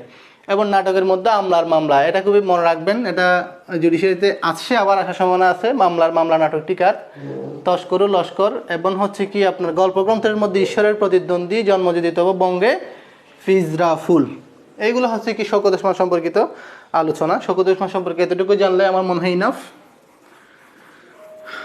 শওকত ওসমান এখানে শেষ। শেখ আজিজুর রহমান যার মূল নাম। এরপরে আমরা ফররুক আহমদ সম্পর্কে জানবো। ফররুক আহমদ এইবার জুডিশিয়ারিতে আসছে।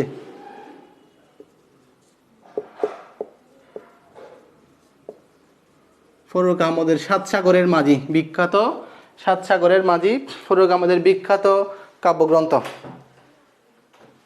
তাহলে ফররুক আহমদের কাব্যগ্রন্থ সম্পর্কে আগে জানি। সাত সাগরের মাঝি, ফররুক আহমদের বিখ্যাত কাব্যগ্রন্থ সাত সাগরের মাঝি। হাতেম তাই,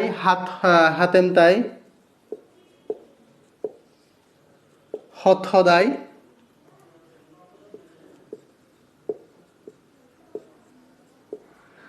বিখ্যাত কাব্যগ্রন্থ ফররুক আহমদের। সিরাজুম মনিরা মুহূর্তের কবিতা, এটা আছে সিরাজুম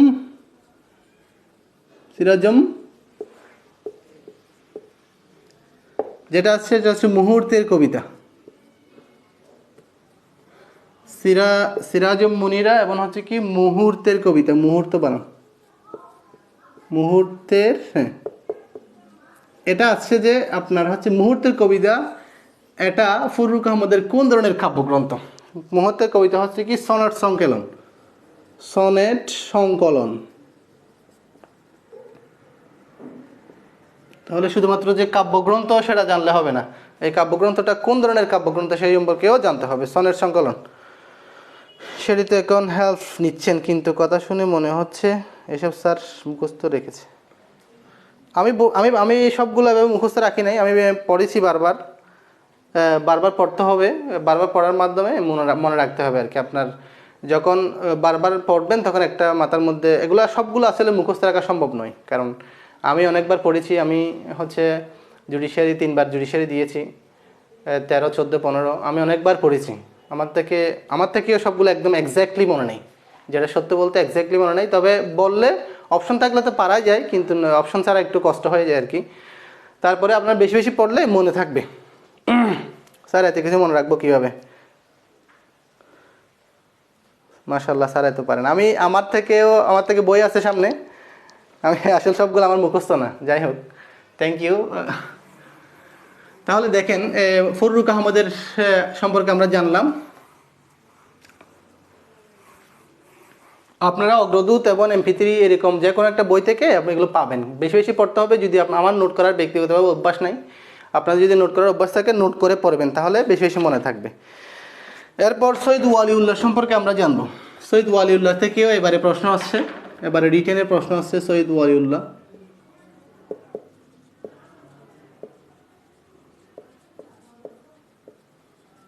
সৈয়দ ওয়ালিউল্লাহ সৈয়দ ওয়ালিউল্লাহর বাড়ি হচ্ছে কি চট্টগ্রামে।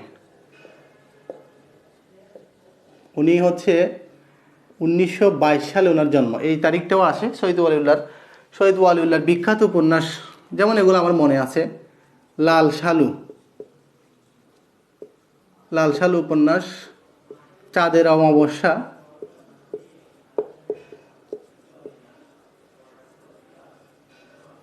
কাদো নদী কাদো, এটা আসছে।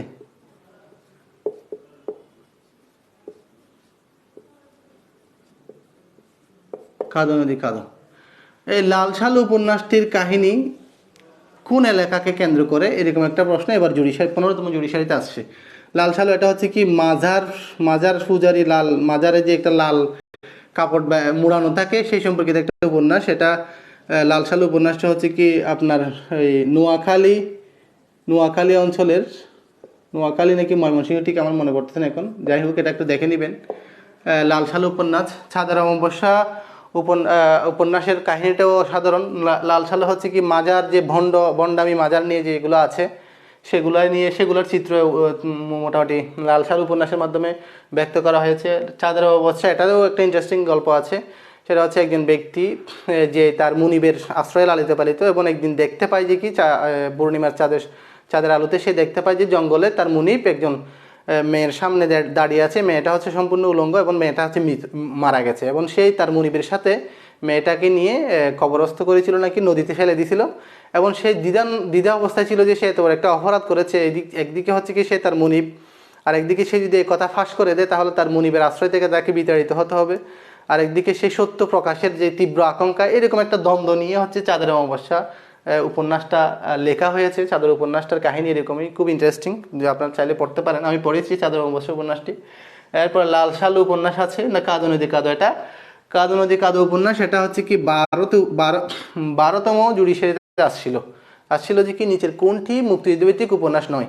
এর মধ্যে একটা ছিল কাদো নদী কাদো, অপশনের মধ্যে একটা ছিল কাদো নদী কাদো। তাহলে এটা সম্পর্কে যদি আপনি জানেন তাহলে বুঝতে পারবেন যে কি এটা মুক্তিযুদ্ধভিত্তিক উপন্যাস নয়, তাহলে আপনি ইজিলি এটা ক্যাচ করতে পারবেন। এই 3টা উপন্যাস সম্পর্কে আপনাদের জানতে হবে: সৈয়দ ওয়ালিউল্লাহ, কাদো নদী কাদো, লাল সালু, চাঁদের অমাবস্যা।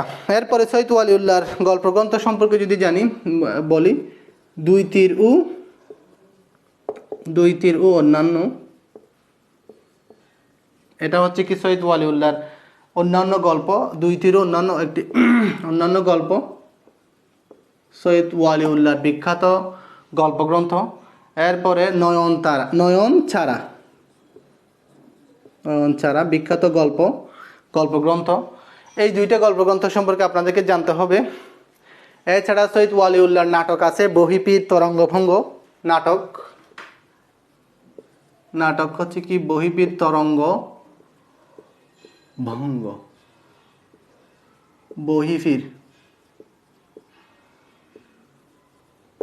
বহিপীর এবং তরঙ্গভঙ্গ এই দুইটা নাটক সৈয়দ ওয়ালিউল্লাহর আছে। সৈয়দ ওয়ালিউল্লাহ সম্পর্কে এইটুকুই জানলে এনাফ আমার মনে হয়। বিশেষ করে এই তিনটি উপন্যাস সম্পর্কে আপনাদেরকে মনে রাখতে হবে।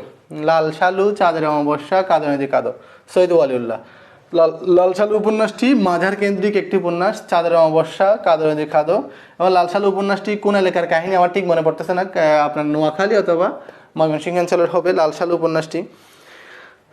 তারপর এই সম্পর্কিত প্রশ্ন আসছিল, এটাও কিন্তু মনে আছে। চাঁদের অমাবস্যা, কাঁদো নদী কাঁদো, দুই তিরু অন্যান্য, নয়ন ছাড়া, এটা হচ্ছে কি গল্পগ্রন্থ ওনার সৈয়দ ওয়ালিউল্লাহর। বহিপীর এবং তরঙ্গভঙ্গ, বহিপীর এবং তরঙ্গভঙ্গ ওনার হচ্ছে বিখ্যাত নাটক সৈয়দ ওয়ালিউল্লাহ। সৈয়দ ওয়ালিউল্লাহ সম্পর্কে এইটুকু জানবেন এবং সৈয়দ ওয়ালিউল্লাহ থেকে প্রশ্ন আসে, সৈয়দ ওয়ালিউল্লাহ থেকে প্রশ্ন আসে, এগুলো আপনাদেরকে মনে রাখতে হবে। এরপরে আমরা মনির চৌধুরী সম্পর্কে জানব। মনির চৌধুরী সম্পর্কে আমরা একটু আগেও পড়েছি। মনির চৌধুরীর বিখ্যাত নাটকের মধ্যে হচ্ছে কি কবর, কবর, রক্তাক্ত প্রান্তর, রক্তাক্ত প্রান্তর। কবর হচ্ছে ভাষা আন্দোলন ভিত্তিক একটি নাটক। রক্তাক্ত প্রান্তর হচ্ছে কি পানিপথের তৃতীয় যুদ্ধ, পানিপথের তৃতীয় যুদ্ধ নিয়ে নাটক। ইব্রাহিম কার্দি, জোহরা, এই সম্পর্কে। রক্তাক্ত প্রান্তরটা আমরা ইন্টারে পড়েছিলাম। কবর, রক্তাক্ত প্রান্তর, পলাশী ব্যারেক, অন্যান্য, দণ্ডকারণ্য, আর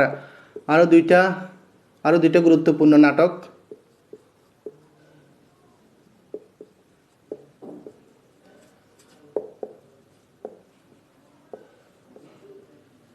দণ্ডকারণ্য। তাহলে আমরা এখন চারটা নাটক সম্পর্কে পেলাম। কবর, রক্তাক্ত প্রান্তর, পলাশী ব্যারেক, অন্যান্য, মুখরা রমণী বশীকরণ, উইলিয়াম শেক্সপিয়রের নাটকের অনুবাদ, মুখরা রমণী বশীকরণ। এছাড়াও চিঠি নামক একটা নাটক ওনার আছে, মানুষ নামক একটা নাটক আছে, মানুষ নামে। এই নাটকগুলো সম্পর্কে আপনাদের জানতে হবে। পলাশী ব্যারেক, অন্যান্য, দণ্ডকারণ্য, মুখরা রমণী বশীকরণ, কবর, রক্তাক্ত প্রান্তর, চিঠি, মানুষ, এইগুলো সম্পর্কে বারবার পড়তে হবে। এবং যদি সম্ভব হয় তাহলে আমি বলবো যে কি কোন নাটকে কী ধরনের কাহিনী আছে, কোন অঞ্চলের কাহিনী আছে, সেগুলো সম্পর্কে জানবেন। যেমন রক্তাক্ত প্রান্তর একটি ঐতিহাসিক নাটক, ঐতিহাসিক বা ইতিহাস বা আন্দোলনের ইতিহাস নিয়ে এটা রচিত হয়েছে। কবর কবিতাটি ঐতিহাসিক নাটক। এরপরে হচ্ছে কি পলাশী ব্যারেক, অন্যান্য, দণ্ডকারণ্য, মুখরা রমণী বশীকরণ হচ্ছে, এটা হচ্ছে কি উইলিয়াম শেক্সপিয়রের দ্য টিমিং অফ দ্য শ্রিউ।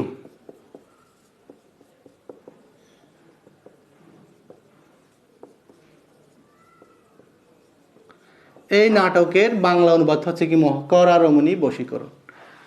এই সকল এরকম খুঁটিনাটি একটু ইনফরমেশনগুলো আপনারা জানার চেষ্টা করবেন। যদি সম্ভব হয় আপনারা নিজেরাও একটা কী করতে পারেন, নোট করে পড়তে পারেন। আমি নিজে পার্সোনালি নোট করে পড়ে নেই, বেশি বেশি বই পড়তাম এবং মনে রাখার চেষ্টা করতাম। তবে নোট করলে নিজেরগুলো আসলে নিজে পড়লে ভালো হয়। তবে এমনভাবে নোট করতে হবে যাতে কোনো ইনফরমেশান স্কিপ করে না যায় আর কি। আমি এই জন্য নোট করতাম না যে হয়তো কোনো ইনফরমেশান আমার মিস হয়ে যাচ্ছে, এই জন্য। তবে নোট করে পড়াটা ভালো। আমার অন্যান্য বন্ধুদেরকে আমি দেখেছি যারা হচ্ছে নোট করে পড়ে খুব ভালো করেছে। এই জন্য আমার পরামর্শ থাকবে হচ্ছে কি নোট করে পড়েন। আমি পার্সোনালি নোট করতাম না, কিন্তু আমি নোট করার জন্য ইন্সপিরেশন করি আর কি। আমার লিখতে খুব কষ্ট হতো, কিন্তু পরীক্ষা খাতা লিখতে পারতাম। পরীক্ষা খাতা লিখতে খুব ভালো লাগতো, কিন্তু পার্সোনালি লিখতে খুব কষ্ট হতো। এখন আমরা সুকান্ত ভট্টাচার্য সম্পর্কে জানব। সুকান্ত ভট্টাচার্য,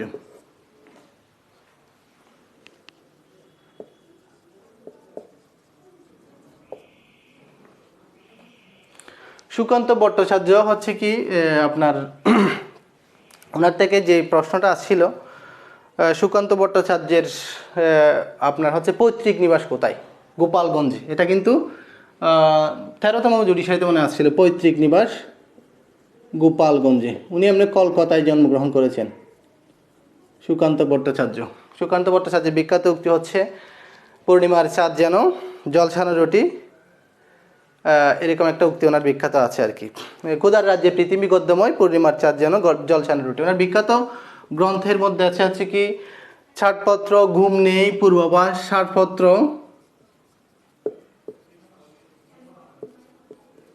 ঘুম নেই,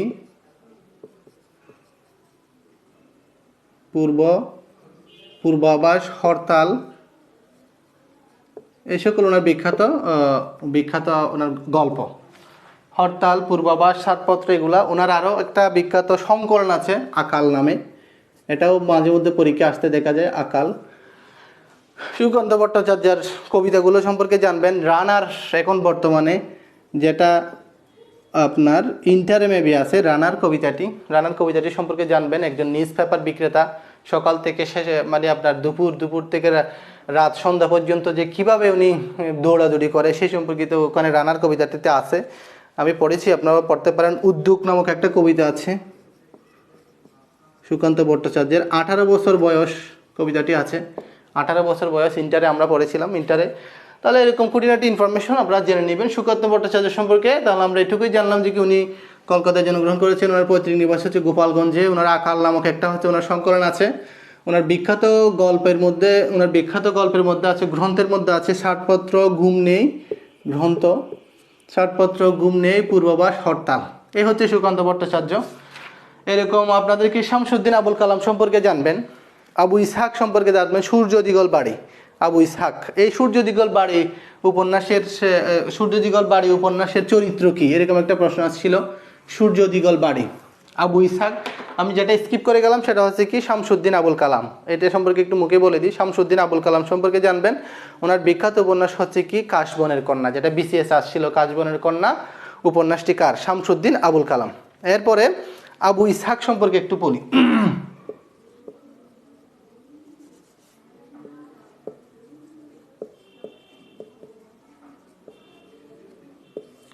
আবু ইসহাকের বিখ্যাত উপন্যাস হচ্ছে কি সূর্য দিগল বাড়ি।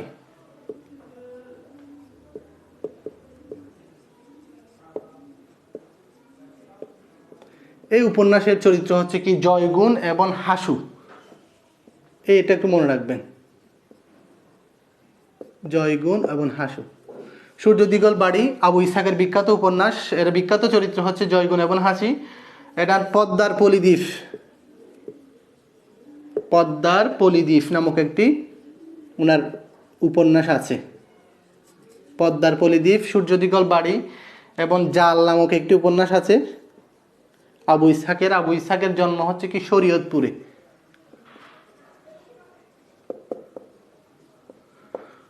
শরীয়তপুর কোন ডিভিশনে বলেন তো? বাংলাদেশের 8টা ডিভিশনের মধ্যে কোন ডিভিশনে, যে কি বাংলা সাধারণ জ্ঞান সম্পর্কে কেমন ধারণা আছে? শরীয়তপুর। সূর্য দিগল বাড়ি আবু ইসহাকের বিখ্যাত উপন্যাস, এবং ওনার আরও একটি বিখ্যাত উপন্যাস হচ্ছে পদ্মার পলিদ্বীপ, জাল। সূর্য দিগল বাড়ি উপন্যাস হচ্ছে কি 50-এর মনন্তর সম্পর্কে লেখা আছে, এই সম্পর্কিত একটা প্রশ্ন আছে, 50-এর মনন্তর। সূর্য দিগল বাড়ির মূল আলোচ্য বিষয় 50-এর মনন্তর। এবং ওনার বিখ্যাত উপন্যাস হচ্ছে কি পদ্মার পলিদ্বীপ। ওনার বিখ্যাত ছোট গল্প হচ্ছে কি যুগ, সেটা সম্পর্কে অনেকেই জানেন, যুগ। এইগুলো এই ইনফরমেশনগুলো আপনারা বইতে যদি আপনাদের গুরুত্বপূর্ণ ইনফরমেশন জানতে আপনাদের কনফিউশন সৃষ্টি হয়, তাহলে আমার পরামর্শ হচ্ছে কি আগে হচ্ছে কি এর বইয়ের যে এদের নিয়ে তো প্রথমে কবি সাহিত্যিক নিয়ে আলোচনা থাকে, এরপর হচ্ছে প্রিভিয়াস কোয়েশ্চেনগুলো সাজানো থাকে। তো আমার পরামর্শ থাকবে হচ্ছে কি প্রিভিয়াস কোয়েশ্চেন থেকে যেগুলো আছে সেগুলো আপনি আলোচনার মধ্যে দাগায় বারবার পড়েন, এটা আর কি। অর্থাৎ প্রিভিয়াস কোয়েশ্চনকে জোর দিতে হবে। ইনি আবার সমকালীন বাংলা ভাষার অভিধান রচনা করেছিলেন। সমকালীন বাংলা ভাষার অভিধান,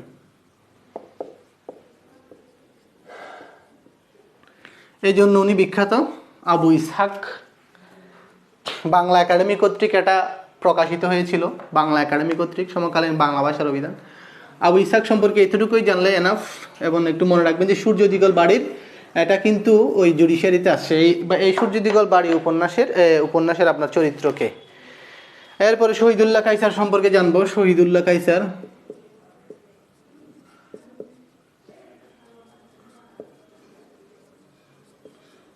কায়সার হচ্ছে কি জহির রায়হানের ভাই,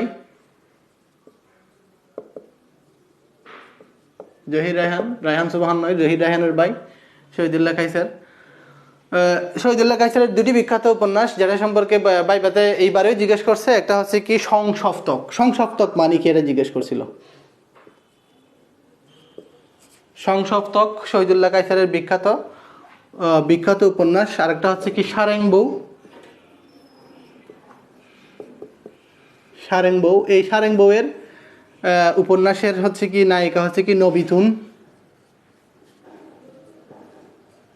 বদরিকে হবে মনে নবিতুন, দেখে নেবেন বানানটা একটু, নবিতুন। সারেং বউ, সারেং হচ্ছে একজন নৌকার মাঝি। এই উপন্যাসের কাহিনীটা একটু বলতেছি। সারেং হচ্ছে একজন নৌকার মাঝি। সেই হচ্ছে সেই তার ওই নৌকা নিয়ে মুক্তিযুদ্ধের সময় সে হচ্ছে কি নৌকা নিয়ে এক জায়গায় চলে গেছিল মুক্তিযুদ্ধ করতে করতে। পরবর্তীতে মুক্তিযুদ্ধ না এরকম একটা কাহিনী ঠিক আমার মনে পড়তেছে না, জাস্ট এটুকু বলতে চাচ্ছি কি সারেংয়ের যে বউ ছিল, যখন সারেং নিখোঁজ হয়ে গেছিল তখন এই বউ, উনি যে সারেংয়ের বউ ছিল তাকে অনেকেই অনেক কুপ্রস্তাব দিয়েছিল, কিন্তু উনি রাজি হয় নাই। পরবর্তীতে সারেং হচ্ছে কি এমন অবস্থায় ফিরে আসলো যে কি তাকে মানে খাওয়ানোর জন্য তার বাড়িতে কিছুই ছিল না, তার বউয়ের আর কি, সারেংয়ের বউয়ের, এবং সে হচ্ছে কি তার স্বামীকে মানে সব ধরনের ধর্মীয় প্রতিবন্ধকতাকে সে হচ্ছে কি ছিন্ন করে তার স্বামীকে হচ্ছে কি তার নিজের দুধ পান করার মাধ্যমে তাকে আরোগ্য লাভ করাইছিল আর কি সারেং বউ। এই উপন্যাসের কাহিনীটা এরকম, আমার যতটুকু মনে আছে আমি পড়েছিলাম। সংসপ্তক এবং সারেং বউ এই দুইটা হচ্ছে কি শহীদুল্লাহ কায়সারের বিখ্যাত উপন্যাস। ওনার বিখ্যাত প্রবন্ধ হচ্ছে কি রাজবন্দির জবানবন্দি।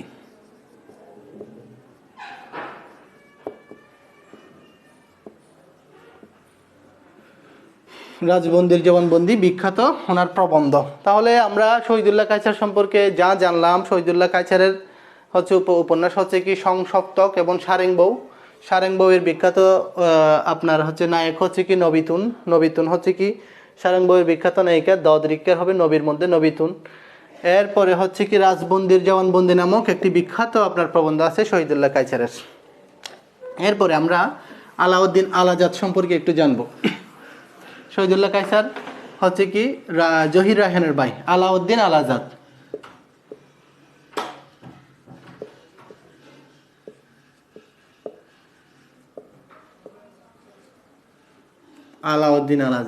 আলাউদ্দিন আলাজাদের বাড়ি হচ্ছে কি নরসিংদীতে আলাউদ্দিন আলাজাদের বাড়ি। এই আলাউদ্দিন আলাজাদের বিখ্যাত কবিতা যেটা হচ্ছে আপনি ভাষা আন্দোলন নিয়ে লিখেছিলেন স্মৃতিস্তম্ভ।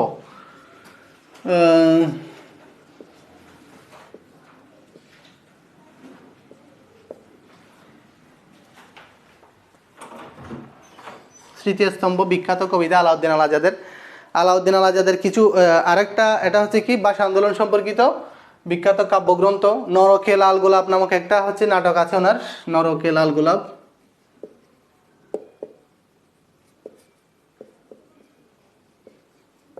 এগুলো সম্পর্কে আপনাদের মনে রাখতে হবে মাস্ট, এই দুইটা খুবই গুরুত্বপূর্ণ, স্মৃতিস্তম্ভ এবং হচ্ছে কি নরকে লাল গোলাপ। এছাড়া ওনার বিখ্যাত উপন্যাস হচ্ছে কর্ণফুলী, চট্টগ্রামের যদিও কর্ণফুলী। এবং ওনার বিখ্যাত আরেকটা উপন্যাস হচ্ছে কি 23 নম্বর তৈলচিত্র। 23 নম্বর তৈলচিত্র বিখ্যাত উপন্যাস। এই দুইটা হচ্ছে আলাউদ্দিন আলাজাদের উপন্যাস। আলাউদ্দিন আলাজাদের বাড়ি হচ্ছে নরসিংদী। ওনার বিখ্যাত কাব্যগ্রন্থ হচ্ছে স্মৃতিস্তম্ভ। ওনার বিখ্যাত নাটক হচ্ছে কি নরকে লাল গোলাপ। ওনার উপন্যাস হচ্ছে কি কর্ণফুলী। 23 নম্বর চলচ্চিত্র হচ্ছে ওনার আরেকটি বিখ্যাত উপন্যাস, উপজাতিদের নিয়ে লিখেছিল। 23 নম্বর এই তৈলচিত্রটা উপজাতিদের নিয়ে লিখেছিল। কর্ণফুলীটা লিখেছিল উপজাতিদের নিয়ে। যাই হোক, কর্ণফুলীটা হচ্ছে কি উপজাতিদের নিয়ে লিখেছিল আলাউদ্দিন আলাজাদের। এইটুকু ইনফরমেশন আপনাদেরকে জানা দরকার আছে বলে আমি মনে করি। স্মৃতিস্তম্ভের বিখ্যাত কবিতা যেটা হচ্ছে শহীদ মিনার ভেঙেছে তোমার ভয় কি বন্ধু, এরকম একটা ওনার বিখ্যাত কবিতা এখানে স্মৃতিস্তম্ভ কবিতার মধ্যে আছে। তাহলে আলাউদ্দিন আলাজাদ সম্পর্কে তাহলে এতটুকুই জানলাম। এরপরে আমরা জহির রায়হান, যে একটু আগে শহীদুল্লাহ কায়সার সম্পর্কে বলছি, এখন ওনার ভাই হচ্ছে জহির রায়হান। জহির রায়হান সম্পর্কে যদি বলি, জহির রায়হানকে বলা হয় হচ্ছে আপনার উপমহাদেশের চলচ্চিত্রের শ্রেষ্ঠ চলচ্চিত্রকার বলা হয়। হীরালাল সেন হচ্ছে কি উপমহাদেশের চলচ্চিত্রের জনক। জহির রায়হানকে বলা হয় হচ্ছে কি আপনার শ্রেষ্ঠ চলচ্চিত্রকার। কখনো আসেনি, কাচের দেয়াল, সঙ্গম,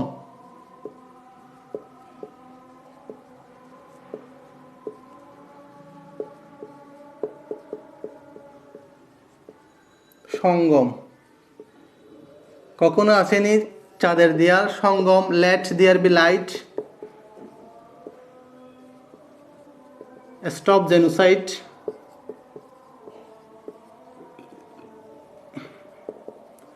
এই সকল হচ্ছে ওনার বিখ্যাত চলচ্চিত্র।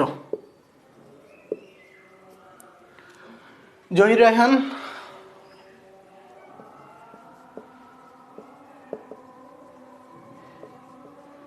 রায়হান সম্পর্কে আমরা পড়তেছি। জহির রায়হানকে বলা হয় উপমহাদেশের না বাংলাদেশের শ্রেষ্ঠ চলচ্চিত্রকার। উপমহাদেশের শ্রেষ্ঠ চলচ্চিত্রকার সত্যজিৎ রায়, ওদিকে চলে যাবে, এটা সাধারণ জ্ঞানের প্রশ্ন। তাহলে বাংলাদেশের শ্রেষ্ঠ চলচ্চিত্রকার হচ্ছে কি জহির রায়হান। জহির রায়হানের বিখ্যাত চলচ্চিত্র সম্পর্কে আমরা দেখলাম কখনো আসেনি, কাচের দেয়াল, সঙ্গম। ওনার বিখ্যাত বা আন্দোলন ভিত্তিক চলচ্চিত্র হচ্ছে কি জীবন থেকে নেয়া।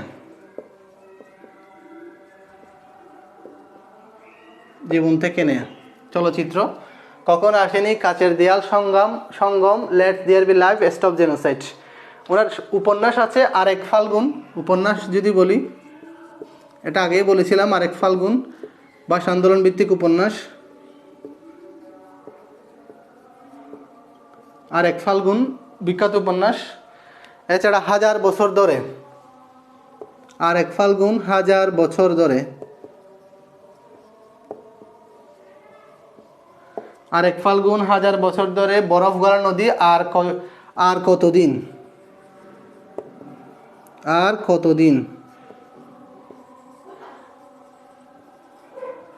বরফ গলা নদী। এরকম ওনার বিখ্যাত উপন্যাসগুলো সম্পর্কে একটু ধারণা রাখবেন। আরেক ফাল্গুন হচ্ছে কি, এটা হচ্ছে কি ভাষা আন্দোলন ভিত্তিক ওনার বিখ্যাত উপন্যাস, এবং এগুলো হচ্ছে আপনার চলচ্চিত্র। এই জন্য জহির রায়হানকে হচ্ছে কি বাংলাদেশের শ্রেষ্ঠ চলচ্চিত্রকার হিসেবে ওনাকে আখ্যায়িত করা হয় জহির রায়হান। জহির রায়হান সম্পর্কে এগুলো জানলে তো চলবে। আরেক ফাল্গুন, হাজার বছর ধরে, আরেক ফাল্গুন, আর কত নদী, বরফ গলা, আর কতদিন, বরফ গলা নদী, কয়েকটি মৃত্যু, শেষ বিকেলের মেয়ে, এটা গুরুত্বপূর্ণ। শেষ বিকেলের মেয়ে, জহির রায়হান। তাহলে জহির রায়হান সম্পর্কে মূলত এই চলচ্চিত্র বা আন্দোলন ভিত্তিক যেটা আরেক ফাল্গুন, এটা বেশি আসছে, এই জন্য এটা একটু বেশি জোর দিয়ে মনে রাখার চেষ্টা করবেন। এইটুকুই হচ্ছে কি জহির রায়হান। এরপরে মোস্ট ইম্পর্টেন্টলি যেটা বিভিন্ন পরীক্ষা সহ জুডিশিয়ারিতে আসছে, শামসুর রহমান সম্পর্কে আমরা জানবো। শামসুর রহমান মুক্তিযুদ্ধের সময়কালীন ওনার অনেক গুরুত্বপূর্ণ ভূমিকা আছে। শামসুর রহমান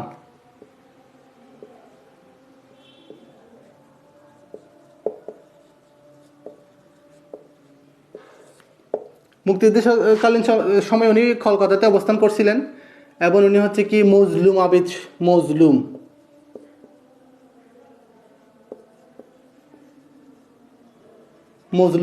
ছদ্ম নামে উনি লিখতেন। আদিব মজলুম আদিব মৈনাক,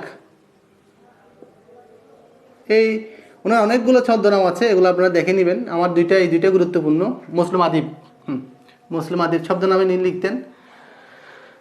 এরপরে ওনার বিখ্যাত কবিতা হচ্ছে কি তোমাকে পাওয়ার জন্য হে স্বাধীনতা।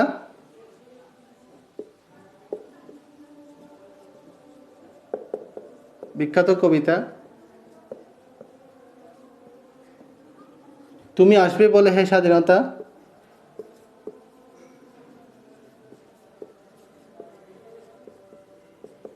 এরকম ওনার স্বাধীনতা নিয়ে যে সকল কবিতা আছে সেগুলো একটু জেনে নেবেন।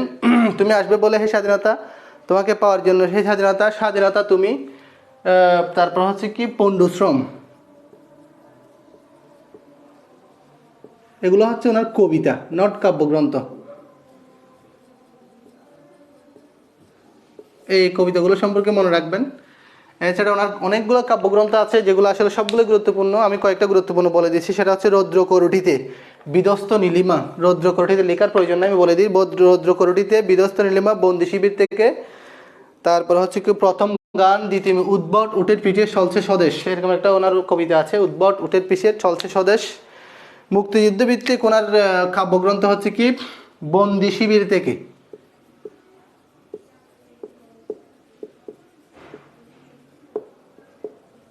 মুক্তিযুদ্ধভিত্তিক কাব্যগ্রন্থ। এছাড়াও যেগুলো বললাম, উদ্ভট উটের পিঠে চলছে স্বদেশ।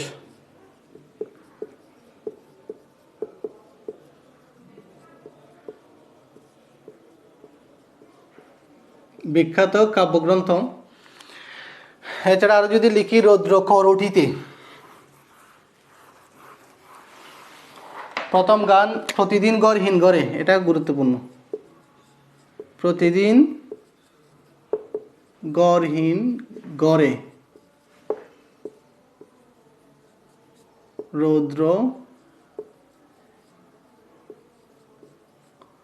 রৌদ্র করটিতে, বন্দি শিবির থেকে উদ্ভটের প্রেরে চলতে সাজাস প্রতিদিন গড়হীন গড়ে রৌদ্র করটিতে, প্রথম গান দ্বিতীয় মৃত্যুর আগে।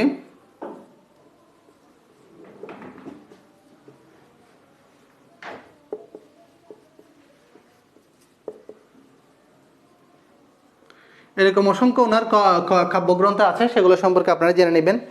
যেমন আরেকটা হচ্ছে বিধ্বস্ত নীলিমা, নিরলোক দিব্যরথ,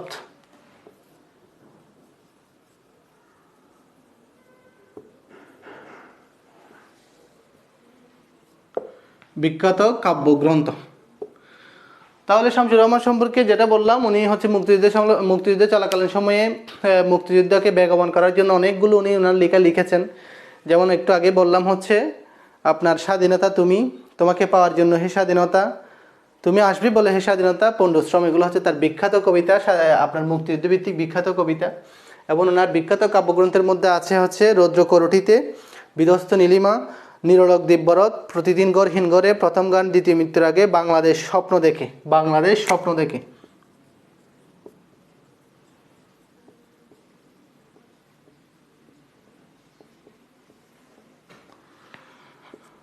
বাংলাদেশ স্বপ্ন দেখে। এই সকল কাব্যগ্রন্থ সম্পর্কে একটু ধারণা রাখতে হবে, বেশি বেশি পড়তে হবে। এবং স্বাধীনতা সম্পর্কিত কোনো কাব্যগ্রন্থ আসলে মনে করতে হবে যে বেশিরভাগ কাব্যগ্রন্থ উনি কবিতা উনি লিখেছেন। স্বাধীনতা শব্দ যেখানে উল্লেখ আছে শামসুর রহমানের ওই খাওয়ার সম্ভাবনা বেশি। তাহলে শামসুর রহমান হচ্ছে কি এতটুকুই। এরপরে সৈয়দ শামসুল হক সম্পর্কে জানবেন। সৈয়দ শামসুল হকের বাড়ি হচ্ছে আপনার কুড়িগ্রামে। নিষিদ্ধ সৈয়দ শামসুল হক,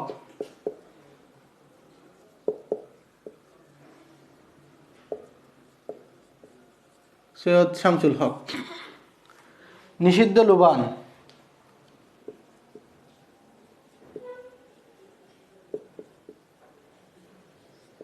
নিষিদ্ধ লুবান সৈয়দ শামসুল হকের বিখ্যাত উপন্যাস, যেটা মুক্তিযুদ্ধ ভিত্তিক, নীল দংশন।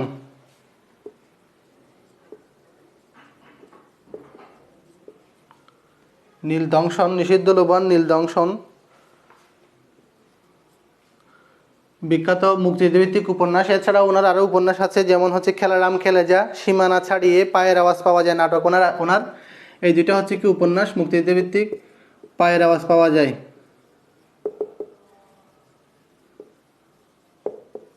পায়ের আওয়াজ পাওয়া যায়, নুরুল দিনের সারা জীবন,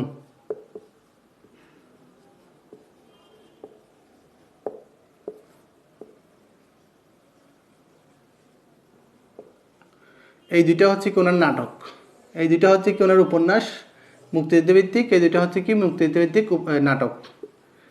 এই মুক্তিযুদ্ধ ভিত্তিকগুলো একটু গুরুত্ব দিবেন। সৈয়দ শামসুল হকের বাড়ি হচ্ছে কি এটা কুড়িগ্রাম, এটা মনে রাখবেন, কুড়িগ্রাম ওনার বাড়ি, সৈয়দ শামসুল হক। এই হচ্ছে সৈয়দ শামসুল হক। আর দুইটা যেটা লিখি নাই উপন্যাস, খেলারাম খেলা যায়, সীমানা ছাড়িয়ে, এগুলোও মনে রাখবেন সৈয়দ শামসুল হক। এখানে আসলে বাংলাতে এই এগুলো বোঝানোর দরকার নাই, জাস্ট পড়তে হবে বেশি বেশি, এবং আপনাদেরকে ওই যে মনে রাখার জন্য ওই সম্পর্কিত ক্লুগুলো একটু মনে রাখতে হবে।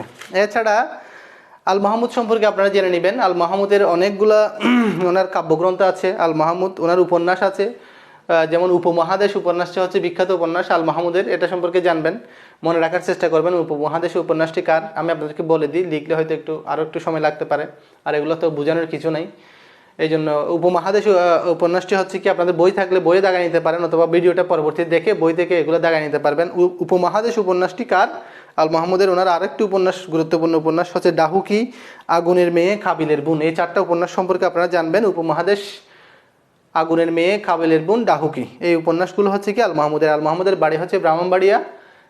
ব্রাহ্মণবাড়ি একটু হচ্ছে কি অস্থির একটা জায়গা, অস্থির বলবো না, আবার ব্রাহ্মণবাড়ি কেউ থাকলে মাইন্ড করবেন, কারণ হচ্ছে কিছুদিন আগে আমরা দেখেছি আদালত প্রাঙ্গণে একটা অপ্রত্যাশিত একটা ঘটনা ঘটেছে, যে জন্য আমরা সবাই আসলে আতঙ্কিত। যাই হোক, উপন্যাস হচ্ছে কি চারটে, ব্রাহ্মণবাড়িয়ায় ওনার জন্ম আল মাহমুদের। 4টি উপন্যাসের কথা বলছি। একটা হচ্ছে উপমহাদেশ, আগুনের মেয়ে, ডাহুকি, কাবিলের বোন। এছাড়া উনি মূলত কবি হিসেবে পরিচিত। ওনার অনেকগুলো কাব্যগ্রন্থ আছে, যেমন হচ্ছে সোনালী কাবিল, এটা খুবই পপুলার এবং আলোচিত। আমি পড়ি নাই, পড়ার একটা আছে, ইচ্ছা আছে, ইনশাআল্লাহ পড়বো। এটা হচ্ছে কি সোনালী কাবিন, বক্তিয়ারের গোড়া, লোক লোকান্তর, কালের কলস, পাখির কাছে, ফুলের কাছে, এই সকল কাব্যগ্রন্থ সম্পর্কে আল মাহমুদ সম্পর্কে থেকে আপনারা মনে রাখার চেষ্টা করবেন। এরপরে আখতারুজ্জামান ইলিয়াস সম্পর্কে জেনে নেবেন। ওনার গাইবান্ধায় ওনার জন্ম। আখতারুজ্জামান ইলিয়াস, ওনার বিখ্যাত উপন্যাস হচ্ছে চিলেকোটার সিপাই। এটা হচ্ছে 69-এর গণ অভ্যুত্থান নিয়ে লেখা, চিলেকোটার সিপাই। এরপরে ওনার খোয়াবনামা নামক একটা উপন্যাস আছে আখতারুজ্জামান ইলিয়াসের, সেটা সম্পর্কে জেনে রাখার চেষ্টা করবেন, মনে রাখার চেষ্টা করবেন। আখতারুজ্জামান ইলিয়াসের বিখ্যাত গল্পের মধ্যে আছে হচ্ছে কি আপনার দুজকের এই গল্পটা জুডিশিয়ারিতে আসছে, দুজকের কোয়ারি উপন্যাস, কোয়ারি গল্পটি কার? এটাও। এছাড়া দুধে বাতে উৎপাত, অন্য করে অন্য স্বর। সবচেয়ে গুরুত্বপূর্ণ যে গ্রন্থটা সম্পর্কে আলোচিত হয় সংস্কৃতির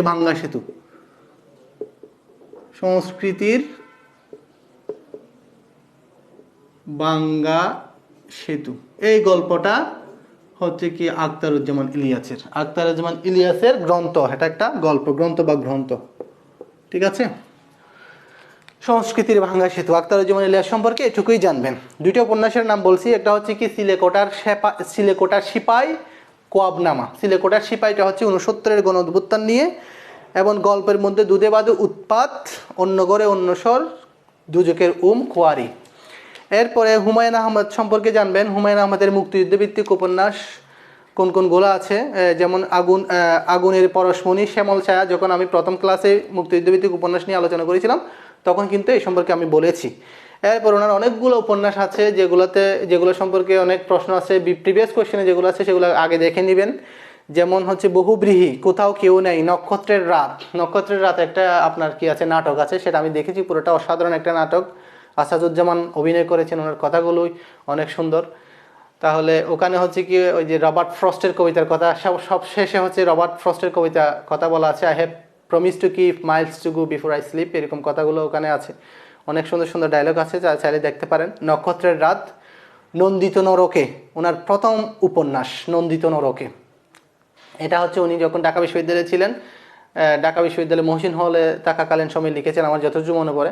নন্দিত নরকে, সংকলীন কারাগার, উনি সর্বপ্রথম চাকরি শুরু করেছিলেন ময়মনসিংহ একটা বিশ্ববিদ্যালয়ে উনি চাকরি শুরু করেছিলেন, ওখানেই লিখেছিলেন হচ্ছে সংকলীন কারাগার। নন্দিত নরকে, সংকলীন কারাগার, নন্দিত নরকে হচ্ছে ওনার প্রথম উপন্যাস। এছাড়া এইসব দিন রাত্রি, দারুচিনি দ্বীপ, এরকম ওনার অনেকগুলো উপন্যাস আছে। আজ রবিবার একটা নাটকও আছে, দেখতে পারেন চাইলে। এইগুলো সম্পর্কে আপনারা জানবেন। এরপরে রুদ্র মোহাম্মদ শহীদুল্লাহ সম্পর্কেও জেনে নেবেন। রুদ্র মোহাম্মদ শহীদুল্লাহর একটি গান, বিখ্যাত গান, ভালো আছি ভালো থেকো, এই গানটা কিন্তু এবার জুডিশিয়ারিতে একজনকে জিজ্ঞেস করছে, ভালো আছি ভালো থেকো। ওটার বিখ্যাত উক্তি হচ্ছে কি, জাতির পতাকা আজ কামছে ধরেছে সেই পুরনো শকুন। এটা হচ্ছে কি বাতাসে লাশের গন্ধ, রুদ্র মোহাম্মদ শহীদুল্লাহর বিখ্যাত কবিতা। এই সম্পর্কে জানবেন। এছাড়াও আমি অনেকগুলো কবি সাহিত্য সম্পর্কে বলা আসলে সম্ভব নয়, 1 ঘন্টার ভিতরে 1 ঘন্টা বা 1 ঘন্টা 20 মিনিটের ক্লাসে এগুলো বলা সম্ভব নয়। তা আপনাদের সবার প্রতি রিকোয়েস্ট রাখি, যেমন আমিও নিজে বলতেছি, নিজেও স্বীকার করতেছি এগুলো আমার মুখস্থ নেই। আমার অনেকগুলো বিষয় আমি হচ্ছে অপশন দিলে বলতে পারবো, কিন্তু আমার নিজের মুখস্থ নেই। এই জন্য 10টা প্রশ্ন আসবে এমনভাবে, সাহিত্য থেকে 10টা আসবে, এবং বাংলা MCQতে প্রিলিমিনারিতে যে 10টা প্রশ্ন আসবে ওখান থেকে সাহিত্য থেকে 4টা 5টা প্রশ্ন থাকবেই। সবার প্রতি অনুরোধ থাকবে, আজকে যেহেতু বাংলা সাহিত্যের, বাংলা লিটারেচারের শেষ ক্লাস, আমি হয়তো আমার বেস্টটা দিতেও পারি নাই, কারণ হচ্ছে কি এটা প্রিপারেশন নিয়েও আসা দরকার। আমি প্রিপারেশন আমার মতো নিয়েছি, কিন্তু সবগুলো মুখস্থ থাকবে না। কোন কবিষয়ের কোন কবিষয়টা নিজের থেকে বলাও কঠিন। আপনাদের প্রতি রিকোয়েস্ট থাকবে হচ্ছে কি বেশি বেশি পড়তে হবে, যদি নোট করে পড়তে চান সেটা আরও বেটার। এই জন্য আপনাদের সবার প্রতি রিকোয়েস্ট থাকবে হচ্ছে বেশি বেশি পড়েন। বিশেষ করে পড়বেন হচ্ছে কি BCS প্রিভিয়াস কোয়েশ্চন এবং জুডিশিয়ারি প্রিভিয়াস কোয়েশ্চন, এবং PSC যে সকল পরীক্ষা নিচ্ছে ওখানে যে সকল প্রশ্নগুলো আসতেছে সেগুলো পড়েন। আপনাদের সবার জন্য শুভকামনা রইল। আপনারা সবাই ভালো থাকবেন, এবং আশা করি অতি শীঘ্রই আইনের কোনো ক্লাস নিয়ে, যেটা আইন পড়াতে, আইনে অনেক ব্যাখ্যা করে পড়ানো যায়। এখানে ল বা বাংলা সাহিত্য বলেন, ইংরেজি সাহিত্য বলেন, কার কী লিখছে এগুলো নিয়ে আসলে ব্যাখ্যা করারও এত বেশি সুযোগ নেই। আশা করি আইনের আরেকটি কোনো ক্লাসে আপনাদের সাথে দেখা হবে। সেই পর্যন্ত ভালো থাকবেন, সুস্থ থাকবেন। আল্লাহ হাফেজ, আবার দেখা হবে।